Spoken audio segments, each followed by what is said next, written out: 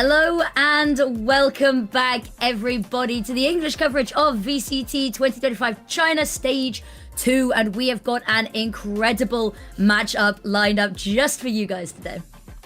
Yeah, no, we really do. We have Trace versus TYL, and this is a matchup that it's not happened at all this year yet. So it's one of those matchups where, you know, we get an idea of the relative strengths of these teams, but how it's actually going to wind up, we're not so sure. And I think this graphic we've got on the screen right now is a perfect example. These two teams are so different in how they play. We're not sure how it's going to end up. Exactly. I feel like the odds definitely seem to be favoring one side over the other.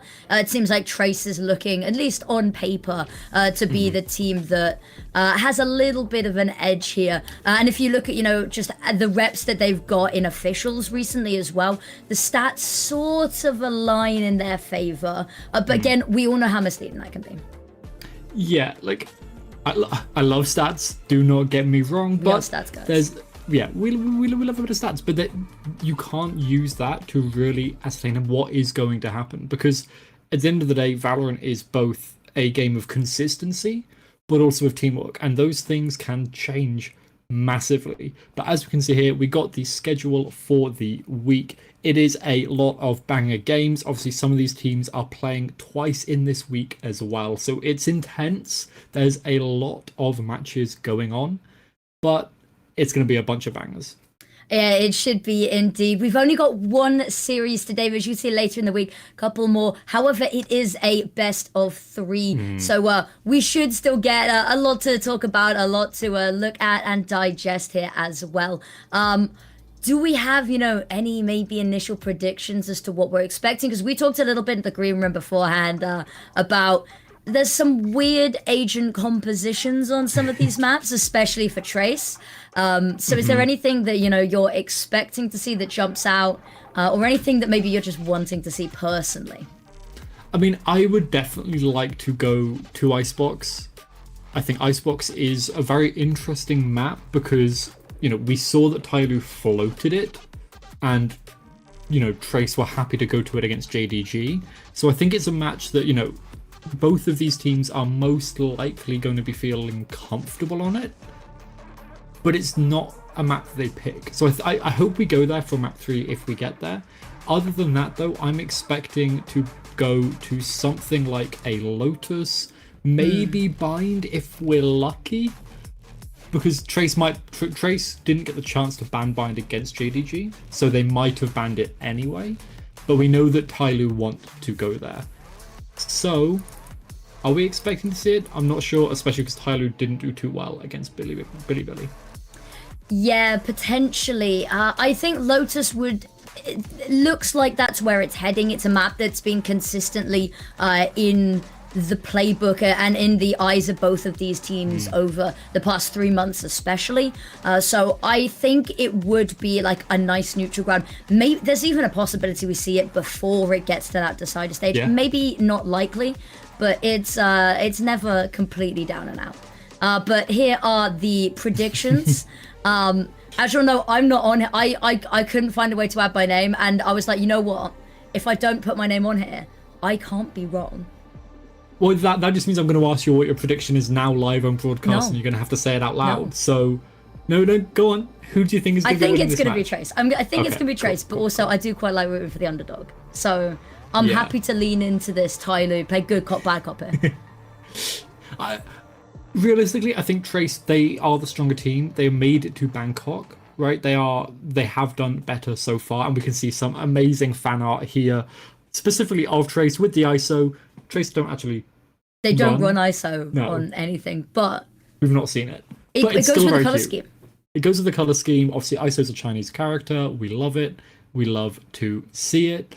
But, so, going into this match, I'm imagining we're going to be seeing a lot of the double sentinel, because both of these teams, and China as a whole, love to run a lot of double sentinel, or no sentinel whatsoever. So it's really going to be that battle of the styles, depending on what maps we go to, how they choose to play it. Now, we did discuss this, is the Haven double sentinel pick. that I think you raised some eyebrows and some potential concerns at from, just a concerned passerby. Yeah, so Martin is a great deadlock, and especially against JDG, obviously this was a roll from Trace. They looked absolutely incredible on Haven. So if they go there, I'm expecting it to go very well. But it's still, the deadlock on Haven is still a very new thing, and I think there's a lot of kind of kinks to work out in that plan. And by now, TYL's obviously had a chance to watch that VOD, counter-strat it if they feel like they need to. Yeah. Now, I believe that we might have walkouts ready to go, which means the game is nearing the exciting stuff, getting down to the nitty-gritty here as well. The walkouts this season have been just immaculate. Yeah, it's been one of my favorite things to pay attention to. It's just like how excited a lot of these players are that they're coming out and they are enjoying themselves whilst doing, great Valorant, but they are creating so much of a community, a culture in China now for Valorant that was missing before it got into VCT. And I think it's so good. You can see how excited they are coming out now. I want to ask you, just because I'm sitting in the background, like, what would your esports pose be? Because I know that they don't usually do the coaches, but you can see in the background, the pose. What's your esports pose? Oh, I've thought about this because there was the potential we were going to do some headshot photos for a team I was on before, but I don't know. I feel like it's really tricky to get right, and especially a lot of it relies on the editing, right? And you can see here a lot of their photos are edited really nicely. The colors look incredible. With the lighting as well, with the dark and light is yeah, and I think a lot of it relies on that. And even the movement, the dynamic poses, I think look incredible. And, You're dodging the question here, is what I'm hearing. I am absolutely vamping so I can try and work out what to respond to you about. Well, okay, right. I'm going to pose you some ideas. Yeah. Because the analyst side of things, the coach side of things, you got to go with like one of the nerdier thinking poses, right? Like you've got because you do this when you're thinking. When I can see you on the camera, you do the thinking. Maybe you lean into that. Maybe, yeah, I guess. It would probably be that, something along those lines. I think it would have to be one of the dynamic ones that we're seeing here on the stages, because I think the movement adds a lot of character as well. But we're now going to see Trace walking out. I mean, Trace is a team that we've seen on the international stage this year, and it's a team that it looks like they should be going. I think they could definitely make it a chance, right? They've got a lot of the prowess in the team to make it, and I really hope they do, because I said this about FPX. I think FPX are probably going to be a top 1 or 2 in China this season, or this split. Now, when it comes to Trace, I think they might just about eke it in, and making it to Bangkok in the first place helped a lot for their champ points. Exactly, and I think that the whole vibe and aesthetic with this team has very much been like we're not sure it should work, but it does, and it's been working so well. Like, you look at some of the agent comps they're running, and how dynamic their map pool is at times, having quite a vast and deep map pool. And you're like, should it work? Maybe the competition they're up against, and then they do, and they've put a really good solid foot forward to start this off. As you said, Bangkok, it's all just adding up and adding up. So they're gearing up, and they've put themselves in a really good position here.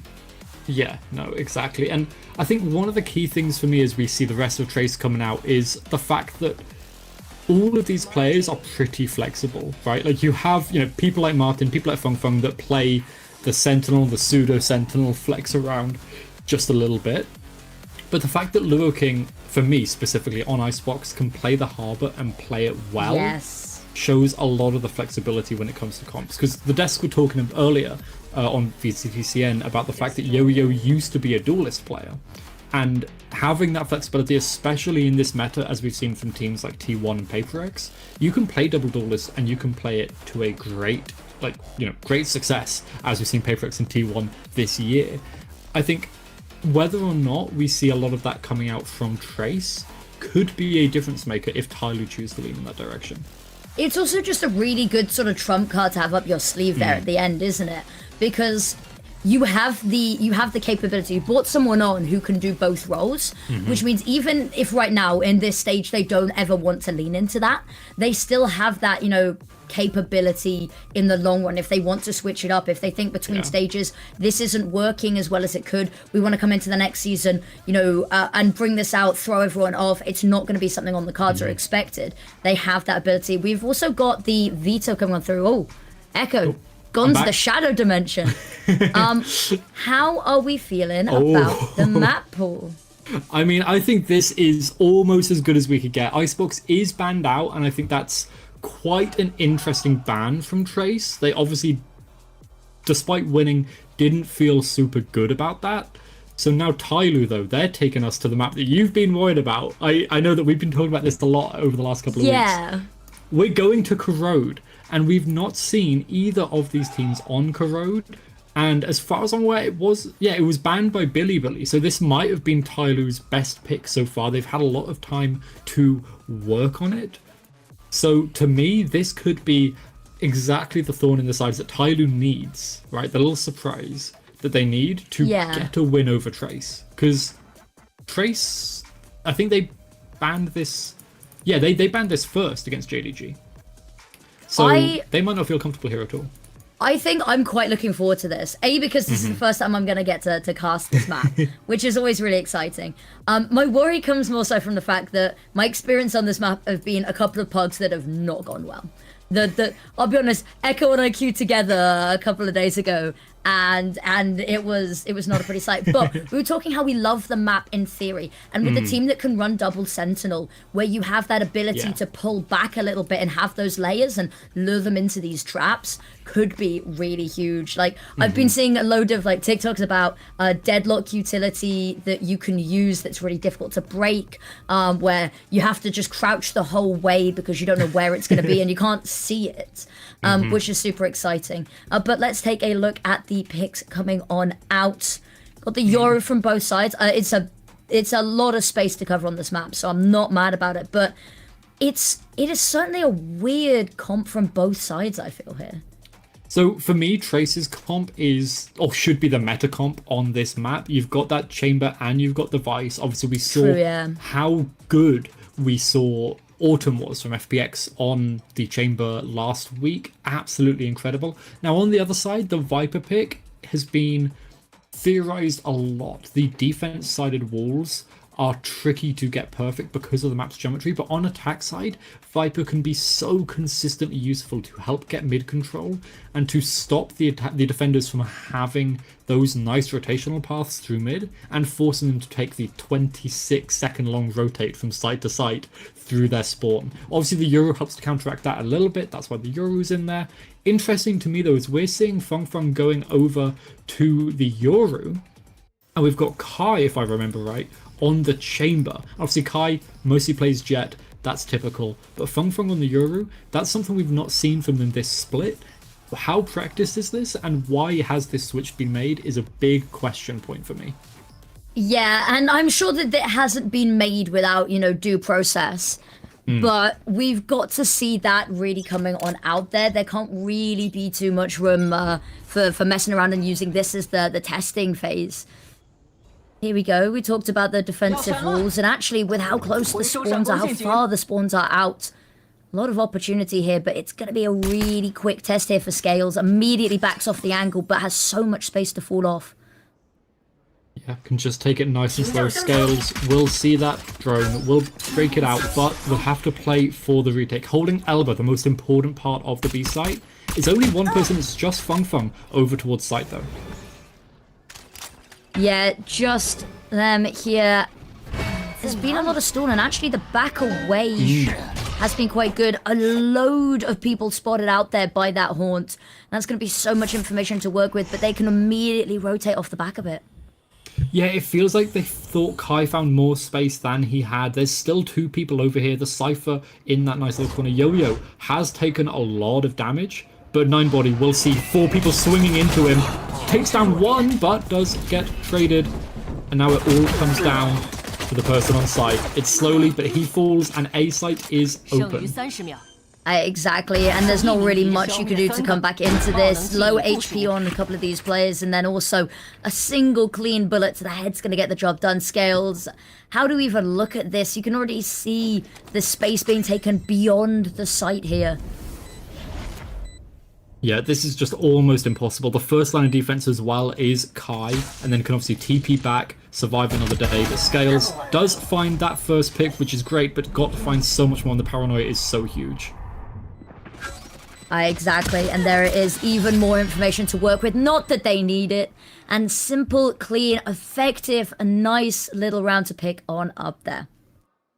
Yeah, a great round overall. Trace playing this comp like it should be played, very slowly. Looking to start to kind of work some space over towards one side of the map, having Kai on the lurk with the chamber, finding everything else reminiscent of Alvia on Ascent as well in Fnatic's comp there. There's a lot of really good stuff coming out from Trace on this first map, but Martin, 4 kills, we love to see it, almost got the ace, and now we've got full shields and good guns from almost everyone on Trace Esports, and this is so huge for their economy. Now we're seeing the exact same Viper wall, which is great for B and great for mid control, but it does allow the attackers of Trace to walk all the way up, because the Viper wall doesn't stop them getting past that first corner. No, it doesn't, and that's the thing about systematically taking this control. If you have to give up that first line of defense, it's just one less buffer available to you, and that does mean that you're fighting close quarters now, and the site is the last line of defense, and if that falls, well, Spike absolutely free to go down, and it's going to be difficult to weasel out these angles, but already been spotted, and Lua King absolutely has the weapon for this situation. Now Bianc just trying to weasel them on out, and the shock dart's going to get it done. And suddenly Sight's weak, but they decide to back away here. The fluidity over the map has got TYL in all sorts. Yeah, this is the same round we saw from Trace beforehand. They should probably not choose to go through mid, but 2 beautiful kills as TYL peek out there completely dry with just classics, and the spray from Fung Fung is gorgeous. It's just down to Sword 9. Exactly, the run out, desperate right click spray there is not going to find anybody. Simple conversion, very much what we expect. It'll be this next round that things start to get a little bit dicier, a little bit more up for contention. Yeah, and we did see some saving there from the side of Trace as well. A ghost only, I think, for one of the players, which means they can probably full buy up to a gun, buy for round 4 as well. So this could be an incredibly good bonus round from Trace if they can keep this map control up. What I want to see from them now, though, is more exploration towards mid in the middle of the round so that the pack can rotate in more freely. Yeah. And I have a feeling that's immediately what TYL's expected. They put a lot more emphasis, a lot more focus here on mid. Bit of a spray there from Scales just to cover the angle, stop anyone getting a bit too nosy. And there's going to be the snake bite. Forced off by the paranoia. Oh, it is incredible. Doesn't even see the TP, but doesn't even need to.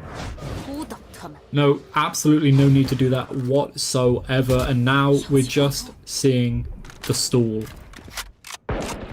the halt, and slowly TYL just taking down the pieces one by one. The chessboard looking more and more empty as it's only down to Lua King and Bianc, and they have awful guns for these longer range fights.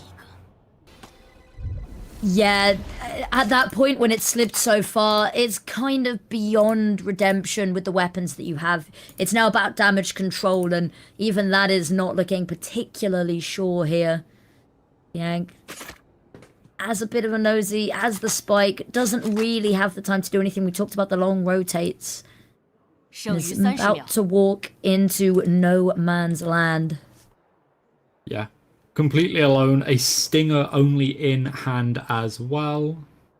And at the end of the day, this is just going to be looking for damage. Bianc does not want to survive here. Don't want to save that stinger into the next round, especially with how low the money is across the team if you do. And yeah, almost no chance, but actually Scales whiffs a couple of shots. Bianc does find one, but immediately taken down. And that's it. A brilliant round from TYL, just to secure, just to halt, stop any chance from TYL from pushing further forward. Yeah, managing to get around like that is really good because it stops. We always talk about this, the mysterious snowball that turns to an avalanche, right? And it usually begins at the beginning of these hubs, right? That's the perfect springboard to run on into it. By getting this early, it stops anyone getting too far ahead of themselves. It keeps the economies fairly humble as well, mind you. It stops them, you know, having too much to sit on at the end. And there's still a little bit of a way to go in this, but that's how it all begins, slowly but surely. And now here we are, immediate control. Ooh, dart goes over, is broken, information will not be secured, but they hear so many bullets, and it's an amazing paranoia. Only one off the back of it, but the counter flash immediately to stop any follow-up. Smoke goes out, and suddenly this entire section of the map closed for business. Yeah, the proactivity on the defense from TYL there was brilliant. It's especially against a comp like what Trace is running. You know that they're going to be slow. You know that they're going to try and creep and crawl their way up towards map control. So getting proactive, finding those timings and the flashes is so good. And getting rid of Lower King, no smokes. So you can take mid control for free now as the defenders, and that shuts down so much of what TYL want to do. Yeah, it's done. And if you look at the time they've managed to whittle down here as well, they've got one real site push left in them at this point. So it's got to be now when they are split up. That spike's taking a while to move on over here. There is going to be the dimensional drift to run on through and find the information, but the teammates got to capitalize off the back of it as well. Slowly going to be the first to go down. Martin's managed to get to in the midst of all of this, and they press on forward. Yo-Yo, last line of defense gets one. It's good enough for now. It's bought a lifeline, brought us down to a 2v2, rotates a fairly far away, but spike goes down. There's an opportunity here to stop them before they can really set up a post plant, but every second that ticks by, this gets more sure. Yeah, and that's one of the trickiest parts about this map. You can see the defenders coming in through mid, but it's not safe, it's not secure, and Bianc in such a good position to get peeked off of. Exactly there, the wide swing around the corner, but they both find their marks. It is an incredible retake. Coordination to the max, and you can see pretty happy with that one immediately. Trying to convert this, keep this going. It gets a little bit close, it gets a little bit dicey, but that's the sort of retake you're going to need. A map like this is all about step after step after step. It's very linear. So if you're going for those early fights and proactivity, there's so much opportunity for you to fall back each notch. And you can see them do that. They fall back last line of defense site, they fall back further, and then they start taking that site control step by step again. It's amazing to see. Yeah, like they're playing this absolutely perfectly, and I love the fact that they're now, with that proactivity, you can now see Trace start to crumble a little bit, and so much that we're seeing a timeout this early in the half by the looks of it. And this is a very, very early timeout for a map that, okay, maybe as Trace, you weren't necessarily expecting to go here, right? It was banned against TYL first, now they finally got the chance to pick it, so now you're having to start to explore what you've probably already seen in FPX's comp and how they were playing this map. But now you're trying to apply that to a new team and how they are trying to play it. There's a lot going on, and actually it looks like it might be a tech timeout instead of a tac timeout. So this is all different. You can see here we're just trying to get all of the key bindings and stuff fixed on the keyboards. So there is a story of mid-game shenanigans going on with setups and sort of configs. And a cautionary tale from the sidestep world of Counter-Strike, a player who was changing their mouse sensitivity mid-game.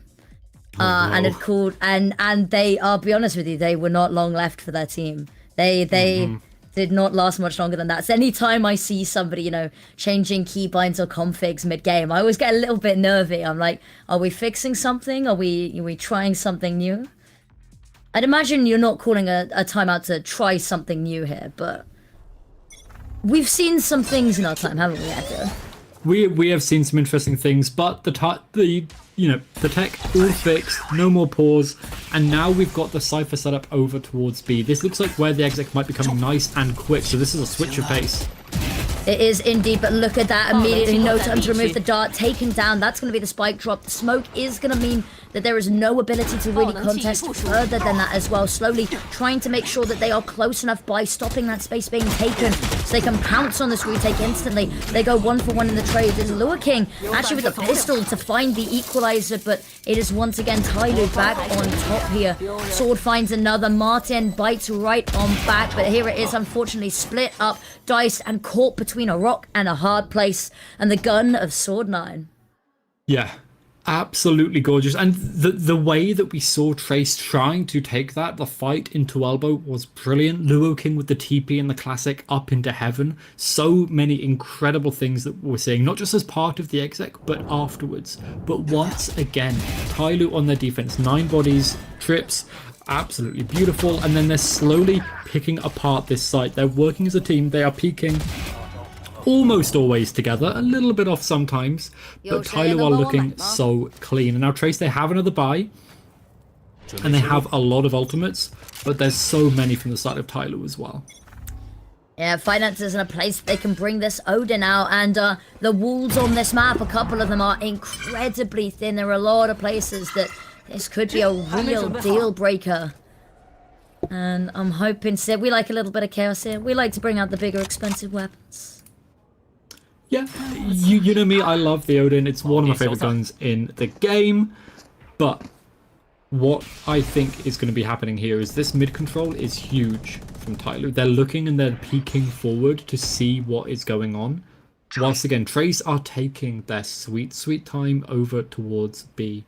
9 bodies trips, very well set up as well. 1 to protect elbow, 1 to protect sight. And the Odin is here to spam down. So if Trace get a whiff that the Odin is here, and this Fade Prowler might give it away, they should be tucking tail to run, but it looks like they're going to exec themselves. They are, and unfortunately that is the worst ultimate to come on through, because that's going to make the execute so much harder. But the Hunter's Fury also coming on out, doesn't even need it. The Odin only good for 1 here. Fools, and now here it is, they're pressing onto site. They've already got Lure King up there, and it's so difficult to weasel them out. They're expending so many resources, but they are coming out on top here. However, they have had to call the rotate in on over and clearing through mid. You can have a little bit of an idea. I love the post up here from Scales. But it's just not enough. Yeah. The time is solo. Bianca can maybe find a pick or 2, but the trips will be broken. 9body knows exactly where they are, takes them out, and Tyloo again. Despite the fact that the Steel Guardian came in at just the right time, they got the kills and they stopped the exec. Kai's push up through mid was brilliant, but you can't really do much from it if you've just got 3 people watching site by the time you get there. Yeah, exactly. And I feel like the Nightfall is, they'd waited long enough that there was probably enough time to try fall back there and hit a different site, but I'm not sure. I think that when you're having to execute a site fully deaf and with traces leading to exactly where you are, because even if you get onto site, if you've got any reinforcements or a retake nearby, they're going to know exactly where you are. There's no way to really and cleanly set up a sustainable post plan. Yeah, and now we are finally seeing that timeout that I was talking about come through. I think this is about the right time. You're going into round 7, halfway through the half, and Trace have decided, you know what, we've lost 4 rounds in a row now.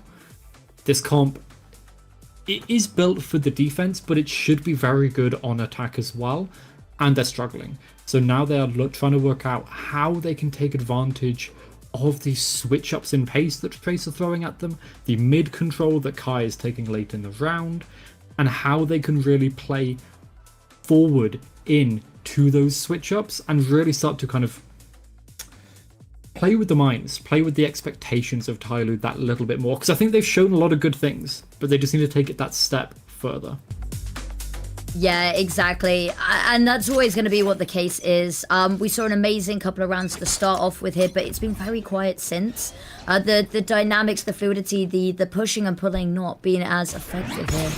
An opportunity to again this and only with the Sheriff, but unfortunately a barrage of utility and the guns jump on out. There's nowhere really to go as you are having bullets hail down upon you. Mid is closed. That spike has been lost completely to your opponents. Yeah, a gorgeous flash and a haunt there. The little combo is so perfect. Kai falls and now it's just Bianc. They're going to try and find one or two if they can, but it's going to be so tricky to even find one. But they do find that, but the Odin spam, they run and gun with the Phantom, takes the Sova down, and the proactivity from TYL, the fact that they've been, a timeout came through, mid control has been good from Kai in the late, but they've not shown much presence early, and now the fact that that's what TYL are aware of, that's how they're playing against what Trace are bringing them, it's almost perfection from TYL, and this is the team that they're the underdogs. And their macro, their micro, it's all looking so good, and now we've got the op on slowly to just continue to whittle away Trace's resources. There is a counter op available on Kai here, so we're finally going to get to see a little bit of a battle on this front. Opposite sides of the map, however. And the Viper's pit on A, this shuts down so much of the potential approach from Trace. Exactly, and they've got that wall up through mid as well, which they've not got anyone covering it, but between that and the trip is they don't even need to expend the resources. You can see how much time Trace is having to spend just being careful nonetheless. Yeah, and they're sending that little look up through mid. This is great from slowly, just misses the shot, takes some lot of damage. But now what we could see is this split over towards the A site, coming through mid, as slowly spots all of this out. And now this is where TYL are a little bit worried, because their Viper's pit, it's being attacked from potentially two different sides. This is a two-spoon attack. A two-spoon attack. I will need to give context for that later, but slowly righting the sins of the past, finds the pick onto Bianc, and that is going to slow everything down. And you worried maybe a little bit about that Viper's pit. They have to get there first, and you can already tell retreating, sending people over towards that B site to be just sure, knowing that there's only 20 seconds. They've got to commit at some point.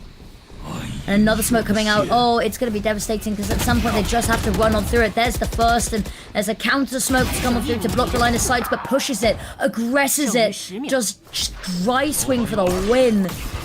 A couple of seconds and they know it's got to be last minute and desperate. Not even going to give it the chance to go down.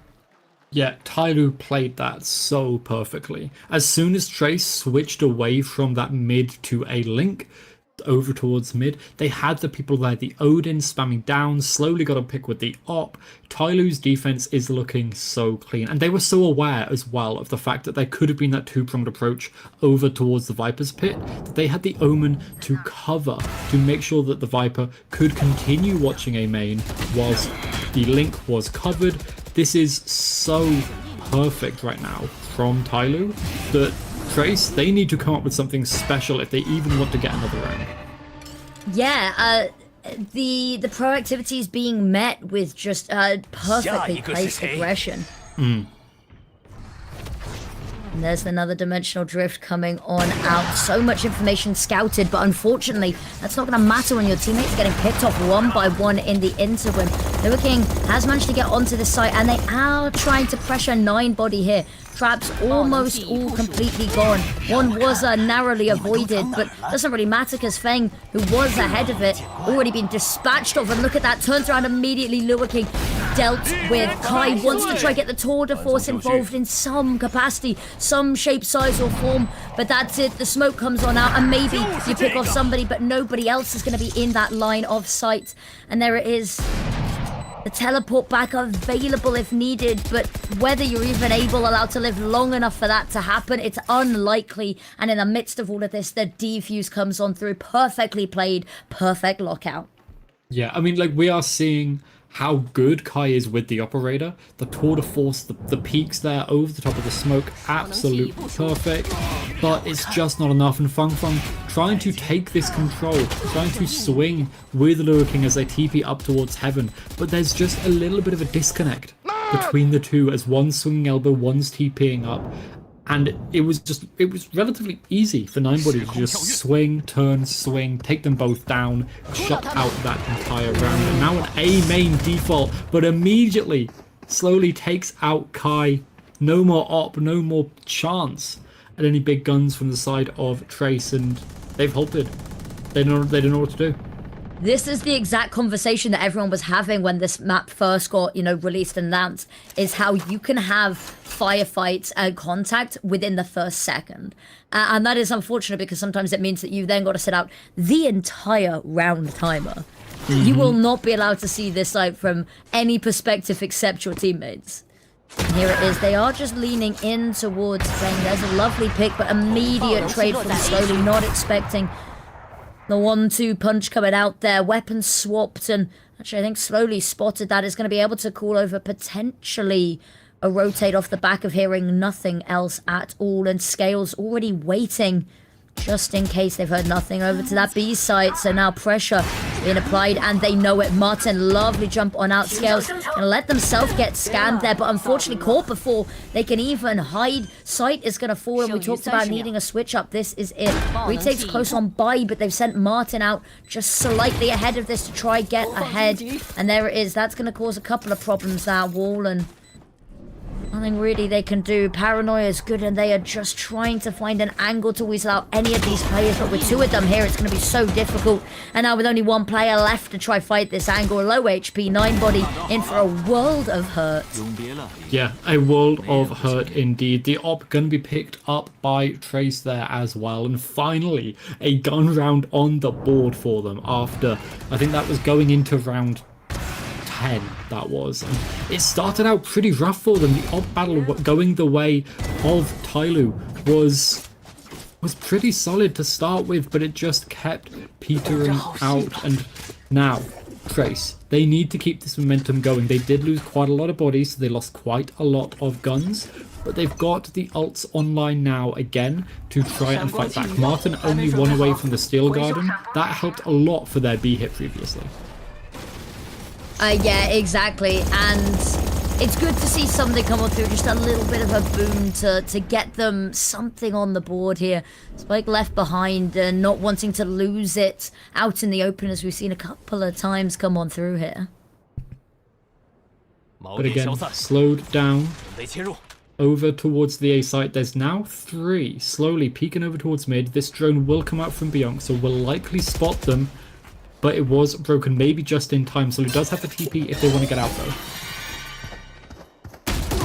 And here comes the contact, the TP just about in time. They're any longer a dead man walking, but look at that. Yo-Yo one through the smoke. Still has the haunt available to go for a little bit more, but that's a long reload needing to come on through.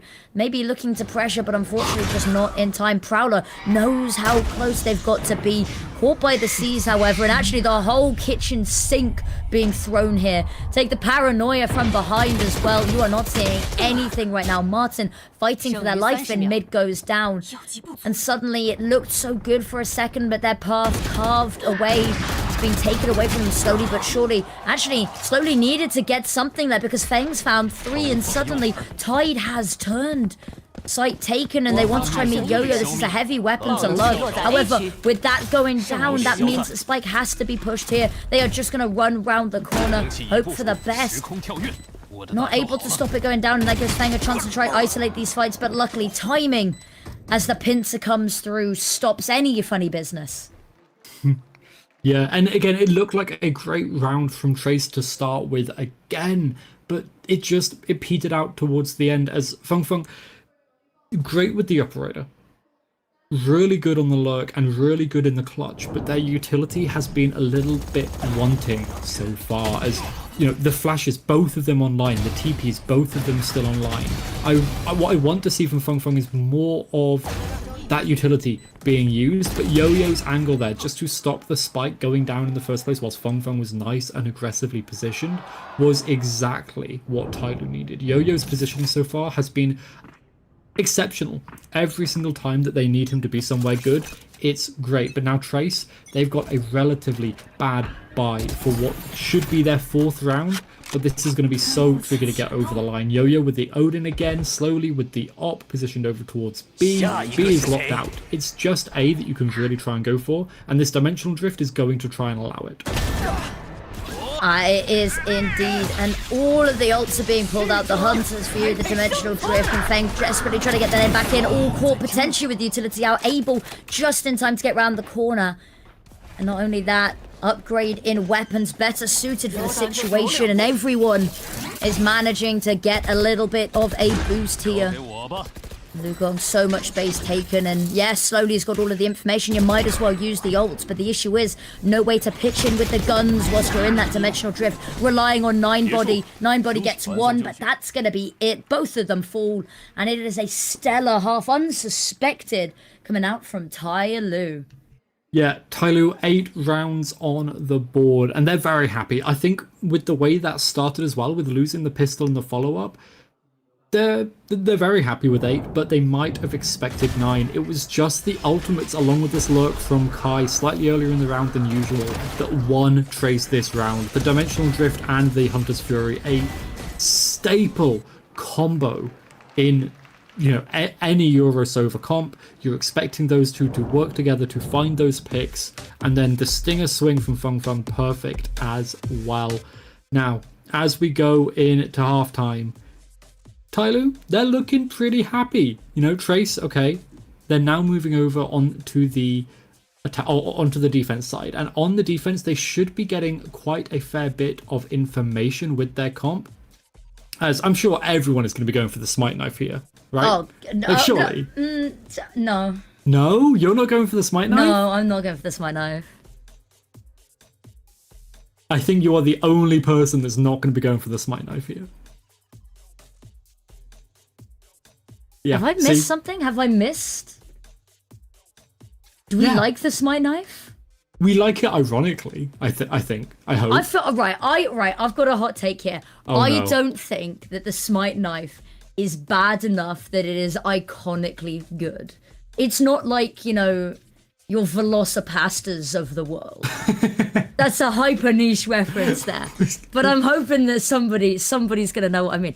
It's not so bad that it's comically good. I also just don't like the green screeny skins. They feel weird and out of place, and I've got very strong opinions on really random stuff. Echo knows this. I do. I have heard many of those random opinions, but now as we switch back into this second half, I want to hear your opinion about what is going to be happening moving forward. I'm not sure what to expect from Trace here, because it's felt a little bit disjointed from them. From the side of TYL, I'm expecting a little bit of poking prodding, but very dynamic with falling back here. I say as they just push on forward further and further. They've got this multi-pronged attack, but they've got to be careful. There is somebody already pushing up through mid. Yes, 9body's caught it. There's no trips or anything to watch it. But now that little bit of paranoia in the back of their mind has to constantly be silenced. And goes for a shot. Isn't going to find it, and it's going to be Yo-Yo that picks it up instead. Now everything's going to go a little bit quieter as they fall back. Numbers dwindling, but that spike's safe and secure. But the issue that they've got is a lot of fights taken, but they've got no real map control to speak of it. No, but Trace now aware of what's happening in mid as well. Kai back onto the angle. This could be a bloodbath. Oh, okay, and in a matter of seconds, it's done, it's dusted. Everyone finds their marks. Blink and you miss it. And what a way to turn this back around. It looked so dire for a couple of moments there, but good stuff. And that's going to give them a leg up going into this, a leg up that it was definitely needed here. Yes, no, absolutely. And I think especially coming into this, winning the pistol, going up to 5, potentially going up to 6 if you can win the follow-up as well. This is putting Trace into such a good position for, I'm going to call it a comeback, but again, Feng Feng aggression with just the Ghost going up against Sheriffs, and it's absolutely huge. The fight a little bit prolonged, but such gorgeous work. Eventually does get taken down, but Beyonce's there for the trade, and now it's all down to Scales. The fact that the Euro clone there allows for enough whiffs that you still get the kill. You know, that was not the intended purpose of the Euro clone when they added it into the game. But I mean, it's definitely helpful for me. Exactly. Yeah, I feel that. It's the wonderful thing is when you play Yori and you don't get shot at because they think you're the clone because your movement's that bad, you know? I wear that like a badge of honor. I'm not going to comment on your movement as I've seen it before, but Feng Feng's got that good movement. Like I said, the whiffs, it wasn't great, but that's what you get when you only buy a ghost. I'm imagining now, because it was just that ghost buy, potentially a full save because that ghost probably came through from the pistol. We should see an operator. No. Okay, I was expecting we were going to see an operator online, but we're just seeing a full save, a full bonus here for the side of Trace. They're not expecting to win this, and they don't have the ults, unlike how they did on round 12 as well. So this should be a good round from TYL, but they've got to show us they know how to use this comp on attack. The Viper Wall switched over towards the A side, but the Chamber is already ahead of it. Yeah, that's going to be the problem, is that the wall's only so good when you've got contact almost instantly. Wall goes back on up again. It's not going to cause a problem. Scales now knows and can use that snakebite to try weasel them on out, but unfortunately just too much space to hide behind it. Yeah, there's a lot of positions here, and this is one of the attack-sided walls that I think has a lot of good value once you've shown that you have put presence behind it. It's very similar to Lotus over on A as well, but now the stack heading over towards the B side. The Vice setup is here, though, so are they prepared to play around this wall and play around these vines? Yeah, they just trigger it, they back off, and they look for a peek from heaven. Brilliant work, and the recon is actually being used there just to clear out sight itself. The defenders, they're slowly losing stuff, but this mid control is huge. It was huge. They immediately back off when they hear the footstep. We talked about this, how you could, there's so many notches, so many rungs of the ladder that you can climb up and down. And here it is, Martin, all being pressured, has some assistance here as well, but weaponry close range, it goes back and forth, 2 for 2, and it still keeps on going. We're even Stevens as we head into the last couple of seconds. Spike does manage to just about get planted. Now both of the remaining players have weapons now picked up, scooped, acquired from their fallen comrades, and now pushing on forward, hopefully, potentially, but these smokes just keep on coming out. Yeah, this is huge for Trace, though. If they can win this, they could win the entire map, and that would be completely unexpected. The positioning from the attack side in the post plant is really good as well, but now they're split, they can't fight together. No, and that time is starting to get so dangerously low. The drop on down. It's a nice little bit of productivity trying to get the jump on them, but alas, it's all for naught as TYL, they're very happy with themselves, continue this streak, continue to extend their lead here. Yeah, and that's what they needed. They needed to win that out. They lost a lot of guns, so they only had 2 people alive, so the buy Infinite's not going to be huge, but it was a great fight up through mid from Trace. It was a little bit scrappy, but Trace don't mind that. They can work, especially when they have those weaker weapons, fighting once you get up through mid, up into that kind of link position over towards B. You're fine having Stingers, having Sheriffs, having the Spectres. And you could see the damage coming on in. And now, I don't know if this is a tech or a tack. I'm going to assume, surely, that this is a tech, because this is way too early for a tack timeout. Yeah, I'd imagine so. And you can see nobody here is talking. We saw a couple of kisses blown, but I have a feeling it was not written in the rules, thou cannot blow kisses to your opponent during tech timeouts. I love to see the camaraderie as well. It's really great to see, as you said earlier, the community building as well. The only issue with this is going to be when you've had a round like that, you really want to just keep that energy high. You've ended it, you're looking good. A round where it definitely looked a little bit uneven and against the buy, maybe not how you expected to see that round play out. But you have a boon like that, and then immediately to have that stunted, that you have to stop, pause, and wait this one out when you really you want to just jump right back into it and abuse the weakness that you found. And it gives your opponents a little bit of a second to calm down and think as well, evaluate going forward, even if they can't communicate. There is camera, not even allowed to open it, not a second of vision. Drone's not going to spot anything, but there's the tripwire. A good pick to come through there as well. You can see how heavy Trace are fighting over this B main control on the defense. They want that ult orb, but Kai does take down Scales. They were scaling a little bit too early, a little bit too by themselves. The smoke is huge and the paranoia pushes them back. And now TYL, 3 players remaining, 1 with a Guardian. And they get a good pick, but now they've got to decide where do they want to go. It's looking like it will lean back over towards B, but Bianca's here. Yep, trying to get ahead of it. There's the first. Can come over where the spike has been seen. And you can see the rush. And those are long, long retakes. And we're going to have to see. I'm hoping that we see Kai wait, pause, give time for Luo King to get over here before they pounce. Because otherwise, it's going to be so much weaker.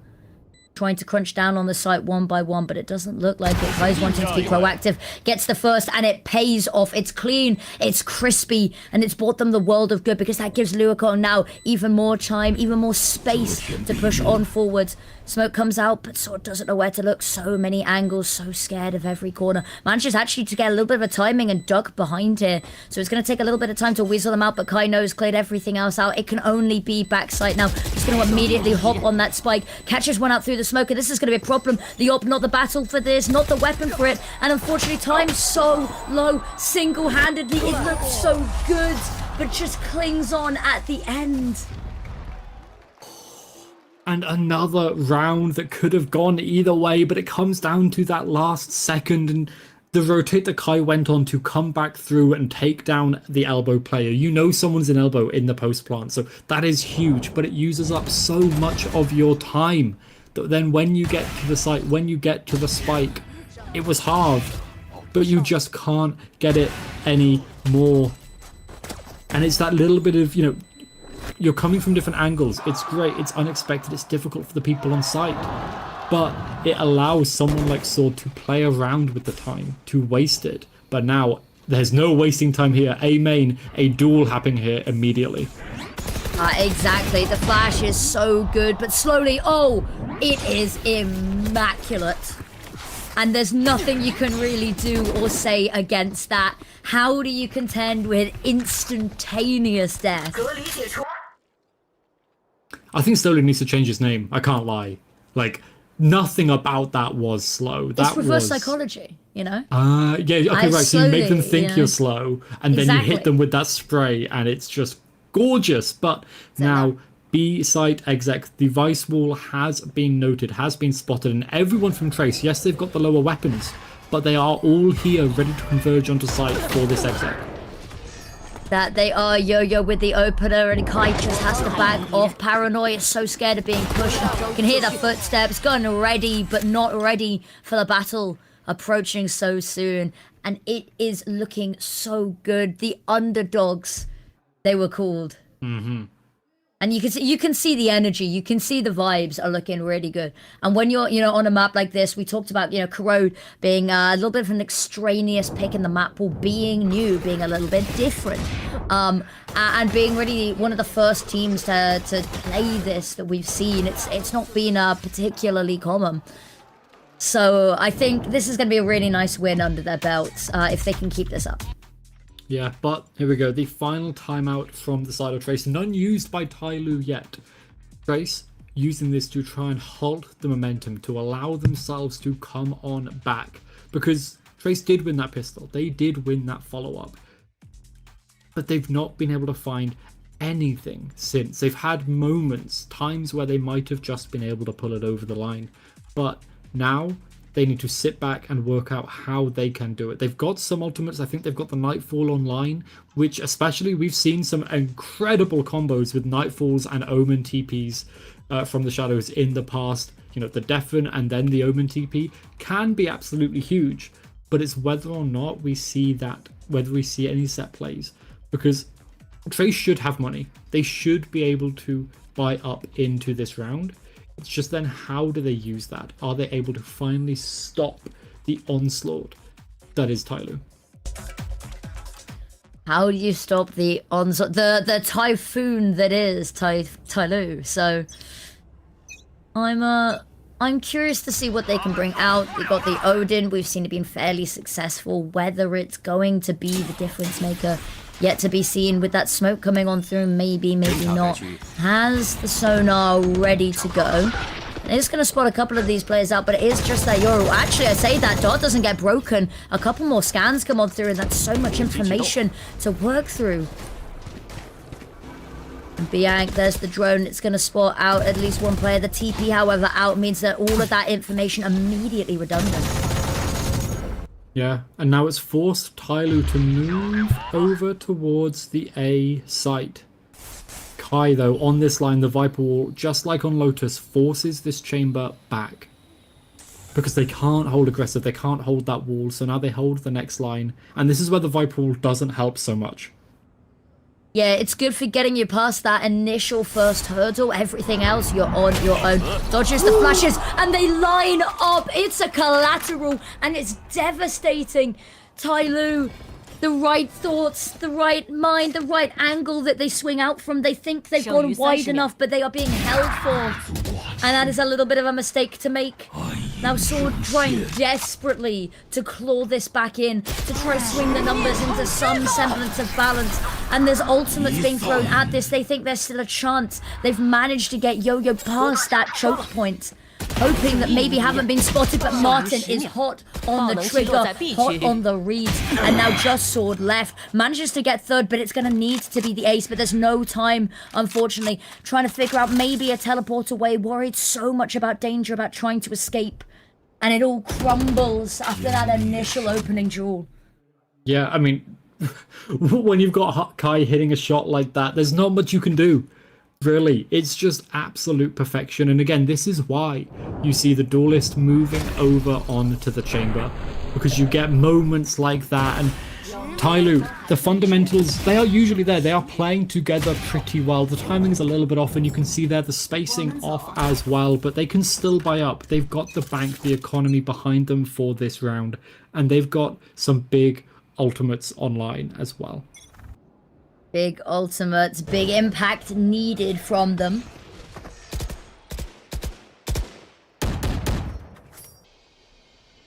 Here we go. Slowly but surely, so much mid presence here. And that's going to be a lot of information to work with. The fact that they've not got as much going out on A main is maybe going to be a detriment. The rotate's close enough that this retake maybe not enough to stop them on site, but they can gather forces to come back into this. They do have to deal with that little bit of a lurk in mid, and there's going to be a tussle there. And there it is. 9, but he finds it. That's going to be the neural theft coming out as well, so everything they could want and more. A jump down from the heavens with the shorty. It's a Hail Mary if ever I've seen it. The shorty will, however, find something in this round. On the flip side, however, you love the desperation. We love to see the plays like that, but unfortunately, it's not really going to mean too much overall as they fall short. And now Spike goes down. Smoke everywhere. That Viper's pit is going to be so difficult to weasel them out from. Kai spraying, hoping for something, a miracle to be dropped onto his lap. 9 buddies found a pick, and it just keeps getting worse. Kai's got 1. But what more are you going to be able to find in the midst of all of this? You really need to be on the spike already, and the call to save, the call to back away already been made, because you are now fighting for that overtime. It's beautiful, it's magnificent, and it is going to be map point for TYL. Yeah, unexpected, and a nice closing, a nice fadeaway shot from Kai there, just to get some more money in the bank. But a gorgeous round. The Viper's pit, you noted it in the call as well. It's impossible to get back in when you have 3 people lurking around, walking around. It's so difficult. And okay, slowly with that shorty, a little bit silly, a little, you know, this is an Assassin's Creed, this is Valorant. You can't just jump down and expect to get the kills, but it does come on through, and the side of TYL are looking so comfortable, regardless of the side, regardless of the moment, and they've got the money back online. Kai switched sides now over towards the B side. Now, this is usually where the lurker was, but they had to use the op shot to take out the Cypher Cam. So they've been noted, and now TYL, they know they can move over towards the A site and not have to worry about the op, but they have to be quick. That they do. You can see the traps just being held, holding on just a second longer, worried about this fake. But the issue is, TYL feels like they've second-guessed themselves. They've backed away here. And suddenly, the proactive map control, the opportunity to pounce, that time has elapsed. And now looking to head back towards mid, which has now got so many eyes on it. Yeah, Kai still looking around this area of the map. If this is going to end up being a B split, it's going to be tricky, but they're going to have to force Kai back twice, maybe 3 times with that rolling retreat, but it's going to go towards A.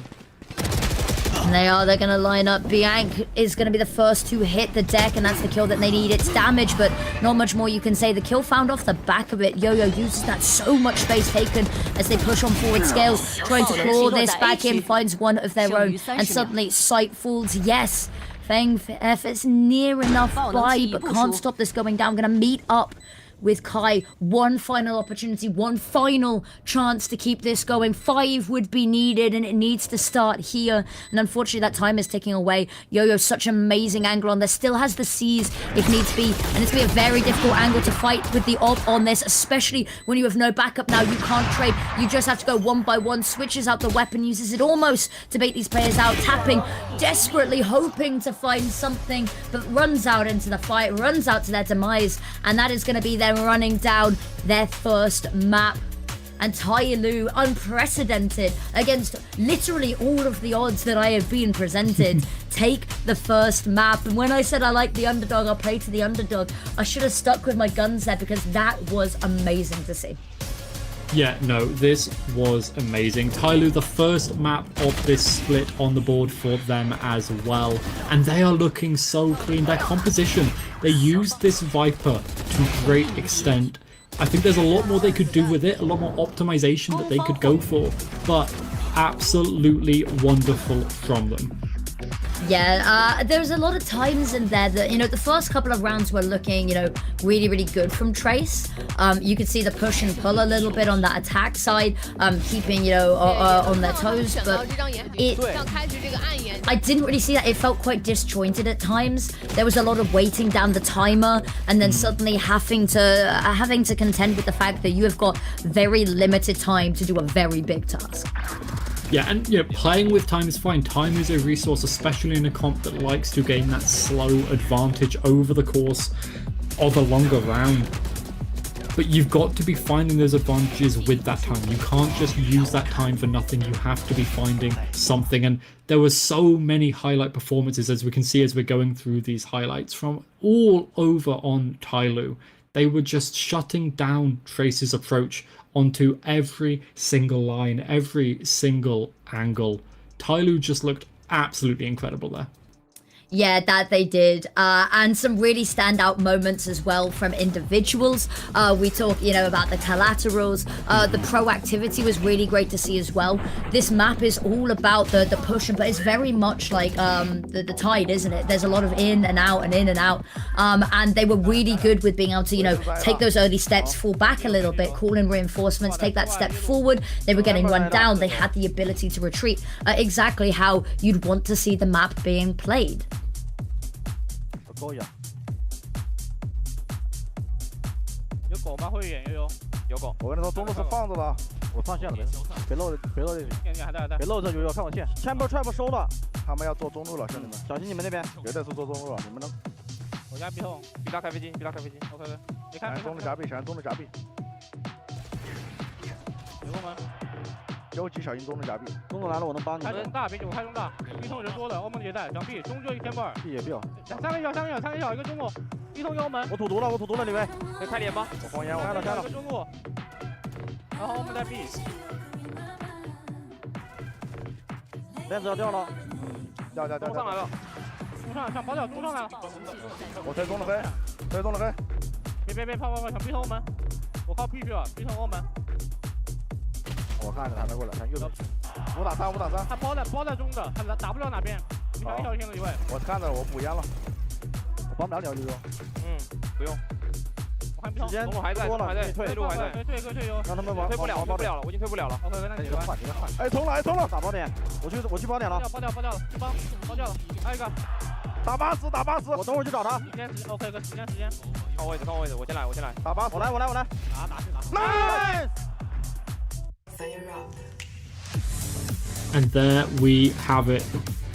You can hear those team comms working so well, and the fact that they are not just they're not overcoming, they're not undercoming, they are coming at just the right level to get all of the information across the line. But the MVP of that map, there's no one other than Slowly it could be. It has to go to this man, because 7 first kills is absolutely crazy. Like it's just brilliant. And this is half of the reason Tyloo won that map. You can see on the other side, Feng Feng keeping up with the kills, dying a little bit more. It was the Yoru show all over. Yeah, and I think it's also quite interesting to note the 157 damage around. You don't have any util that, you know, chips that up a little bit. You don't have, you know, the paint shells where you get a little bit of... That is all just gunfights through and through. And sometimes that's exactly what's needed, is taking those opening jewels in the opening seconds, being that little bit of a backup as well. There's nobody else that I could have put forward. But honestly, really stellar showing from the whole team, really. Yeah, no, absolutely. And this, as you can see here, it was all across the board, relatively close in everything except for those first bloods. The first bloods at the end of the day is just where the difference was. And most of that was coming from the Yoru. But like Tyloo across the board, just looking so clean at the beginning of the rounds, at the end of the rounds, throughout everything. Exactly, and not only was it a lot of first bloods, it was a lot of untraded first bloods as well, which makes it very difficult because 4v4 is always going to favor the side of the attacker. But I'm very curious to see potentially if we can get some stats on what's actually, you know, the 4v5 win rate percentage, because last time I checked it was something like 75%. I think you know, there's just so much going on there, and you can see that Tyloo, they were winning both the early and the late so consistently. It didn't really matter where in the round they were. They had someone that was capable of winning in that moment and taking the advantage away from Trace, and that's what Trace's comp wanted to do. They wanted to fight slowly to gain that advantage over the course of a round. But Tyloo, they just came out on top overall. Yeah, that is very much how it feels. However, I believe that was their map pick, was it not, Echo? So yes, it does mean that we will be going on to Trace's map pick, which gives a little bit more confidence that potentially this goes 3. This was definitely, it felt in a lot of people's mind that we needed to see this be a map win for Tyloo if this wanted to go 3, because Trace was just so heavily favored on their own side. So yeah, I think potentially this goes 3 if Tyloo show anything like what we saw in the first map. I think it ended up being, it would have been a lot more one-sided if we'd not seen the incredible first, you know, quarter that we did see from Trace. Yeah, no, absolutely. But this is a best of 3, so we've still got a chance for Trace to try and come on back. So we'll head to a quick break and we'll be right back with the second map after this.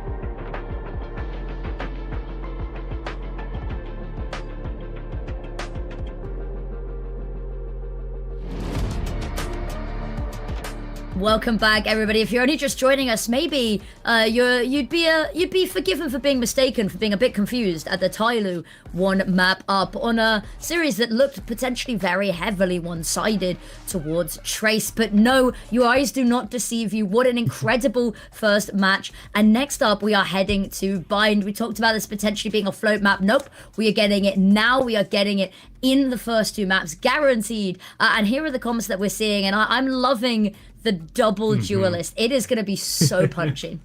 Yeah, the double duelist versus, I think that was the Vice Deadlock on the other side as well. And this is going to be now a clash of styles. We saw a fair amount of clash of, two different styles of compositions at the very least on the last map. But on this map now, this is complete polar opposites of how it should look. We should have one punchy, fast, aggressive team. And then on the other side, a team that's looking to stall, to disrupt, and to stop you from getting anywhere near sight. But for now, we're seeing Trace with the double sentinels starting on the attacker's side. So they have to be using this deadlock as part of that exec core to be able to find their way onto site in the first place. Yeah, exactly. Slowly but surely, it's a little bit of hesitancy as they get ready to go. Net available and on hand to stop anybody that is peskily trying to peek them. Fung Fung having a little bit of a look there, but the back away is instant. Yo-Yo going to be the first one to make contact, and the first to hit the deck, actually, Kai with the opener. They're going to fall back, pick up that spike. They do not have to worry about the fact that slowly but surely, taking a little bit of control there. Has decided, however, not to get too proactive. Doesn't want to get caught with his hand in the cookie jar. Here it comes, lining up, waiting. Sword going to be the first to take contact. Her slowly to peek off the back of him. And the flash is amazing. There's Sword for one. Martin does manage to get a little bit of a trade in. They don't expect slowly, and that's going to be the spike going down. The stun is incredible at forcing back. Unfortunately, though, they needed Blank to step up there. They needed the pincer from Shower, but alas, it is not going to come through. It's not going to happen.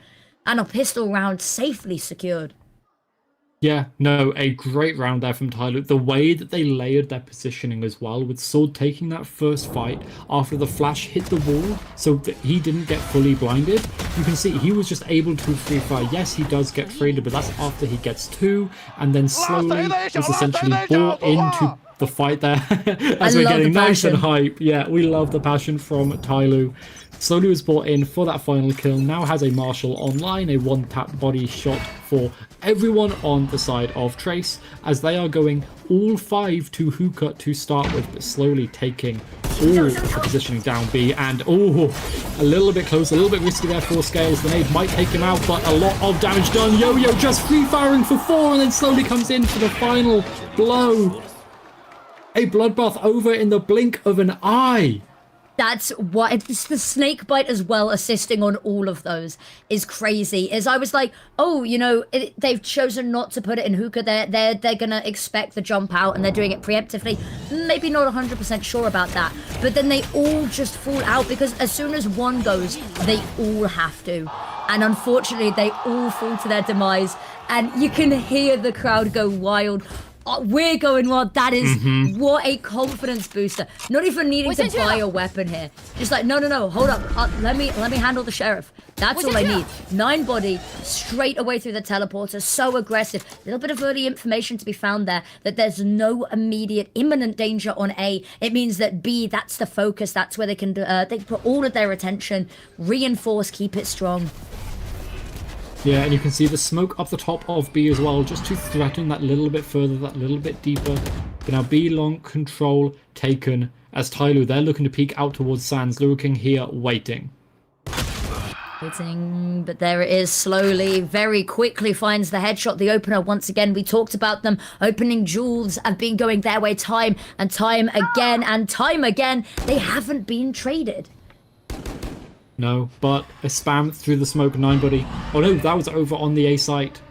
They go down, and now the only place that Trace can even get a chance is the B site, but Yo-Yo spots them out just in time. No 4K this time, but a couple of kills, a beautiful sheriff shot to open it. Please, somebody take this gun out of this man's hand. This is criminal. But no, that's all that they need to do to stop this. I was maybe a bit worried that the A site they lose 2, and losing 2 people to a fake, to a little bit of an information prod, maybe not so certain. But the fact that TYL, they've read it, they hold steadfast. They don't even change their site hold here. And Fugfang is where do you really go? You found 1 here, but there's no time for that spike. Forces 2 divided. They're making a little bit of a fuss. They're not going down without kicking and screaming, but it's certainly not the way that you'd want to see that round go.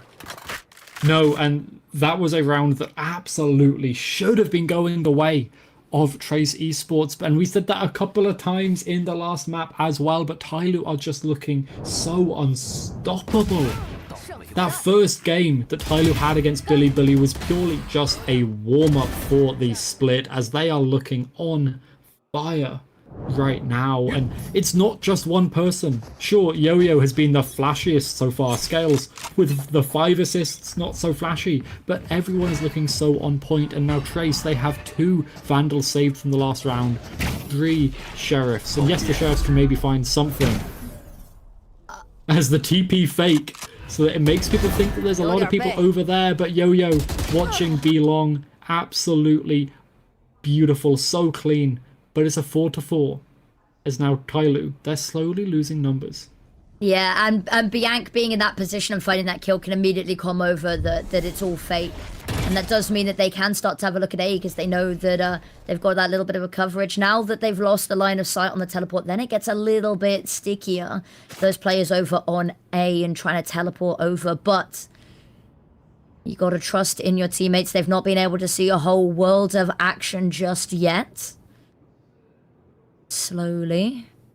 Just jiggling the angle, waiting, holding. Ooh, sees the bullets, decides not to repeat because it's going to allow for the smoke to come on through. And the utility, they're not expecting the re-aggress, and they peek through their own smoke. Ryan, it's a little bit of a problem. Kai's got 1, but that's just not enough. And the night through fall comes through just to be sure, just to be certain. But there's nothing really more to find in this. They've got the lines leading directly to them. They have your name, they have your number, and they've come knocking. And now slowly sees his teammate go down, knows where the last is coming from. They've got a little bit of a crossfire established here, 10 seconds. This timer has been their worst enemy, their worst nightmare. And once again, even if they hadn't found the kill there, the timer was not going to be any ally to them. No, and you could see why not. They were just so on top of it. Were TYL. They are at every moment they are putting their players in the right positions to take down Trace. Every step of the way. It doesn't matter who is that tip of the spear, whether it's Yo-Yo, you know, whether it's anyone else, whether it's slowly. And you can see already going into round 5, Trace Esports pulling out the timeout, talking to the coaches, trying to work out where it's going wrong. Because quite a lot is their attack side. It's looking disjointed. They are pressuring over the map pretty well. Their default is solid enough, trying to find space towards long, having their Viper look over towards showers. It's a solid default overall. But they're just now lacking that next step. The next part of the flowchart after the default. Once you know where TYL is situated, once you know where the people you need to avoid are sitting. Yeah, limit testing each of the sites just to get a little bit of a feel. But there's only so much opportunity to do that. And both sides really need to sort of limit test and check the boundaries. But there is a point where you've got to go, they've already got 4 rounds, you know. You can poke and prod and figure out where the defense is, but they've not really done anything to show off the back of that they've really understood what they were testing for. But here we go. A chance again going into this 5th round. Early information is going to show that there is absolutely nobody down long, but maybe a tad misleading. Altorb is going to be picked up, however. They are just going to hover around and now slowly might be in a bit of a dangerous position here. Teleport called. The Prowler's going to spot them. Have to try get out there. And is using the drone and the flash to make sure that teleport is safely secured. Yo-Yo decides just to dip back into the smoke. Not worth it. I say that. Immediately runs on out. Wants to take this fight. Is now isolated from the team. Has managed to bring up backup. But the paint shells in close quarters are devastating. Unfortunately, Haunter not able to be broken. So it goes back and forth with, of course, Trace coming out on top here.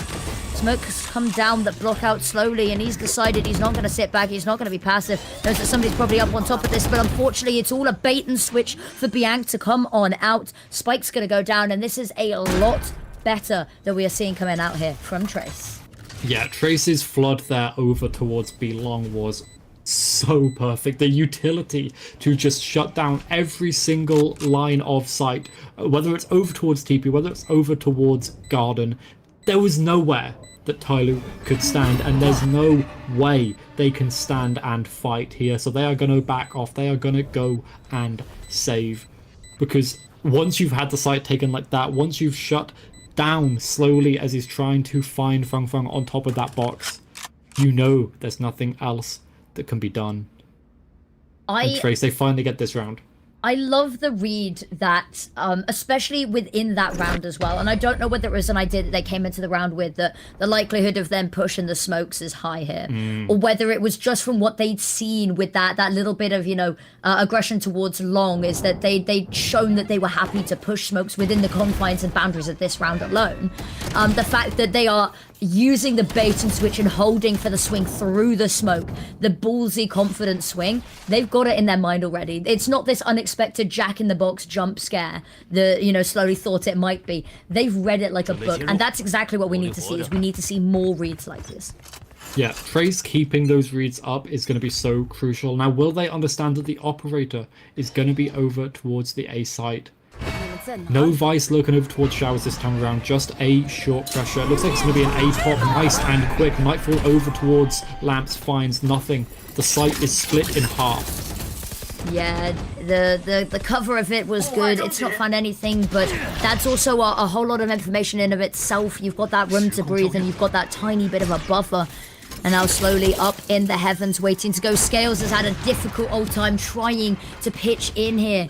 From Showers, it's just been time and time again, and they have been blocked off by this utility. But here it is, 9body gets one, gets two, slides back. It looks good, but lurking is ready and waiting. Manages to find a 2k of their own to bring it back to 2 in the round, and it's the dangerous doubles going on here. Unfortunately, that's going to be taking themselves out of the round. The dimensional drift is good for information, but absolutely nothing that they can do to pitch in now. But has used it as a boundary. Unfortunately, has just been completely displaced. Teleport away, and that's surely got to be the call to save. Especially with the op, you want to be taking this into the next round, but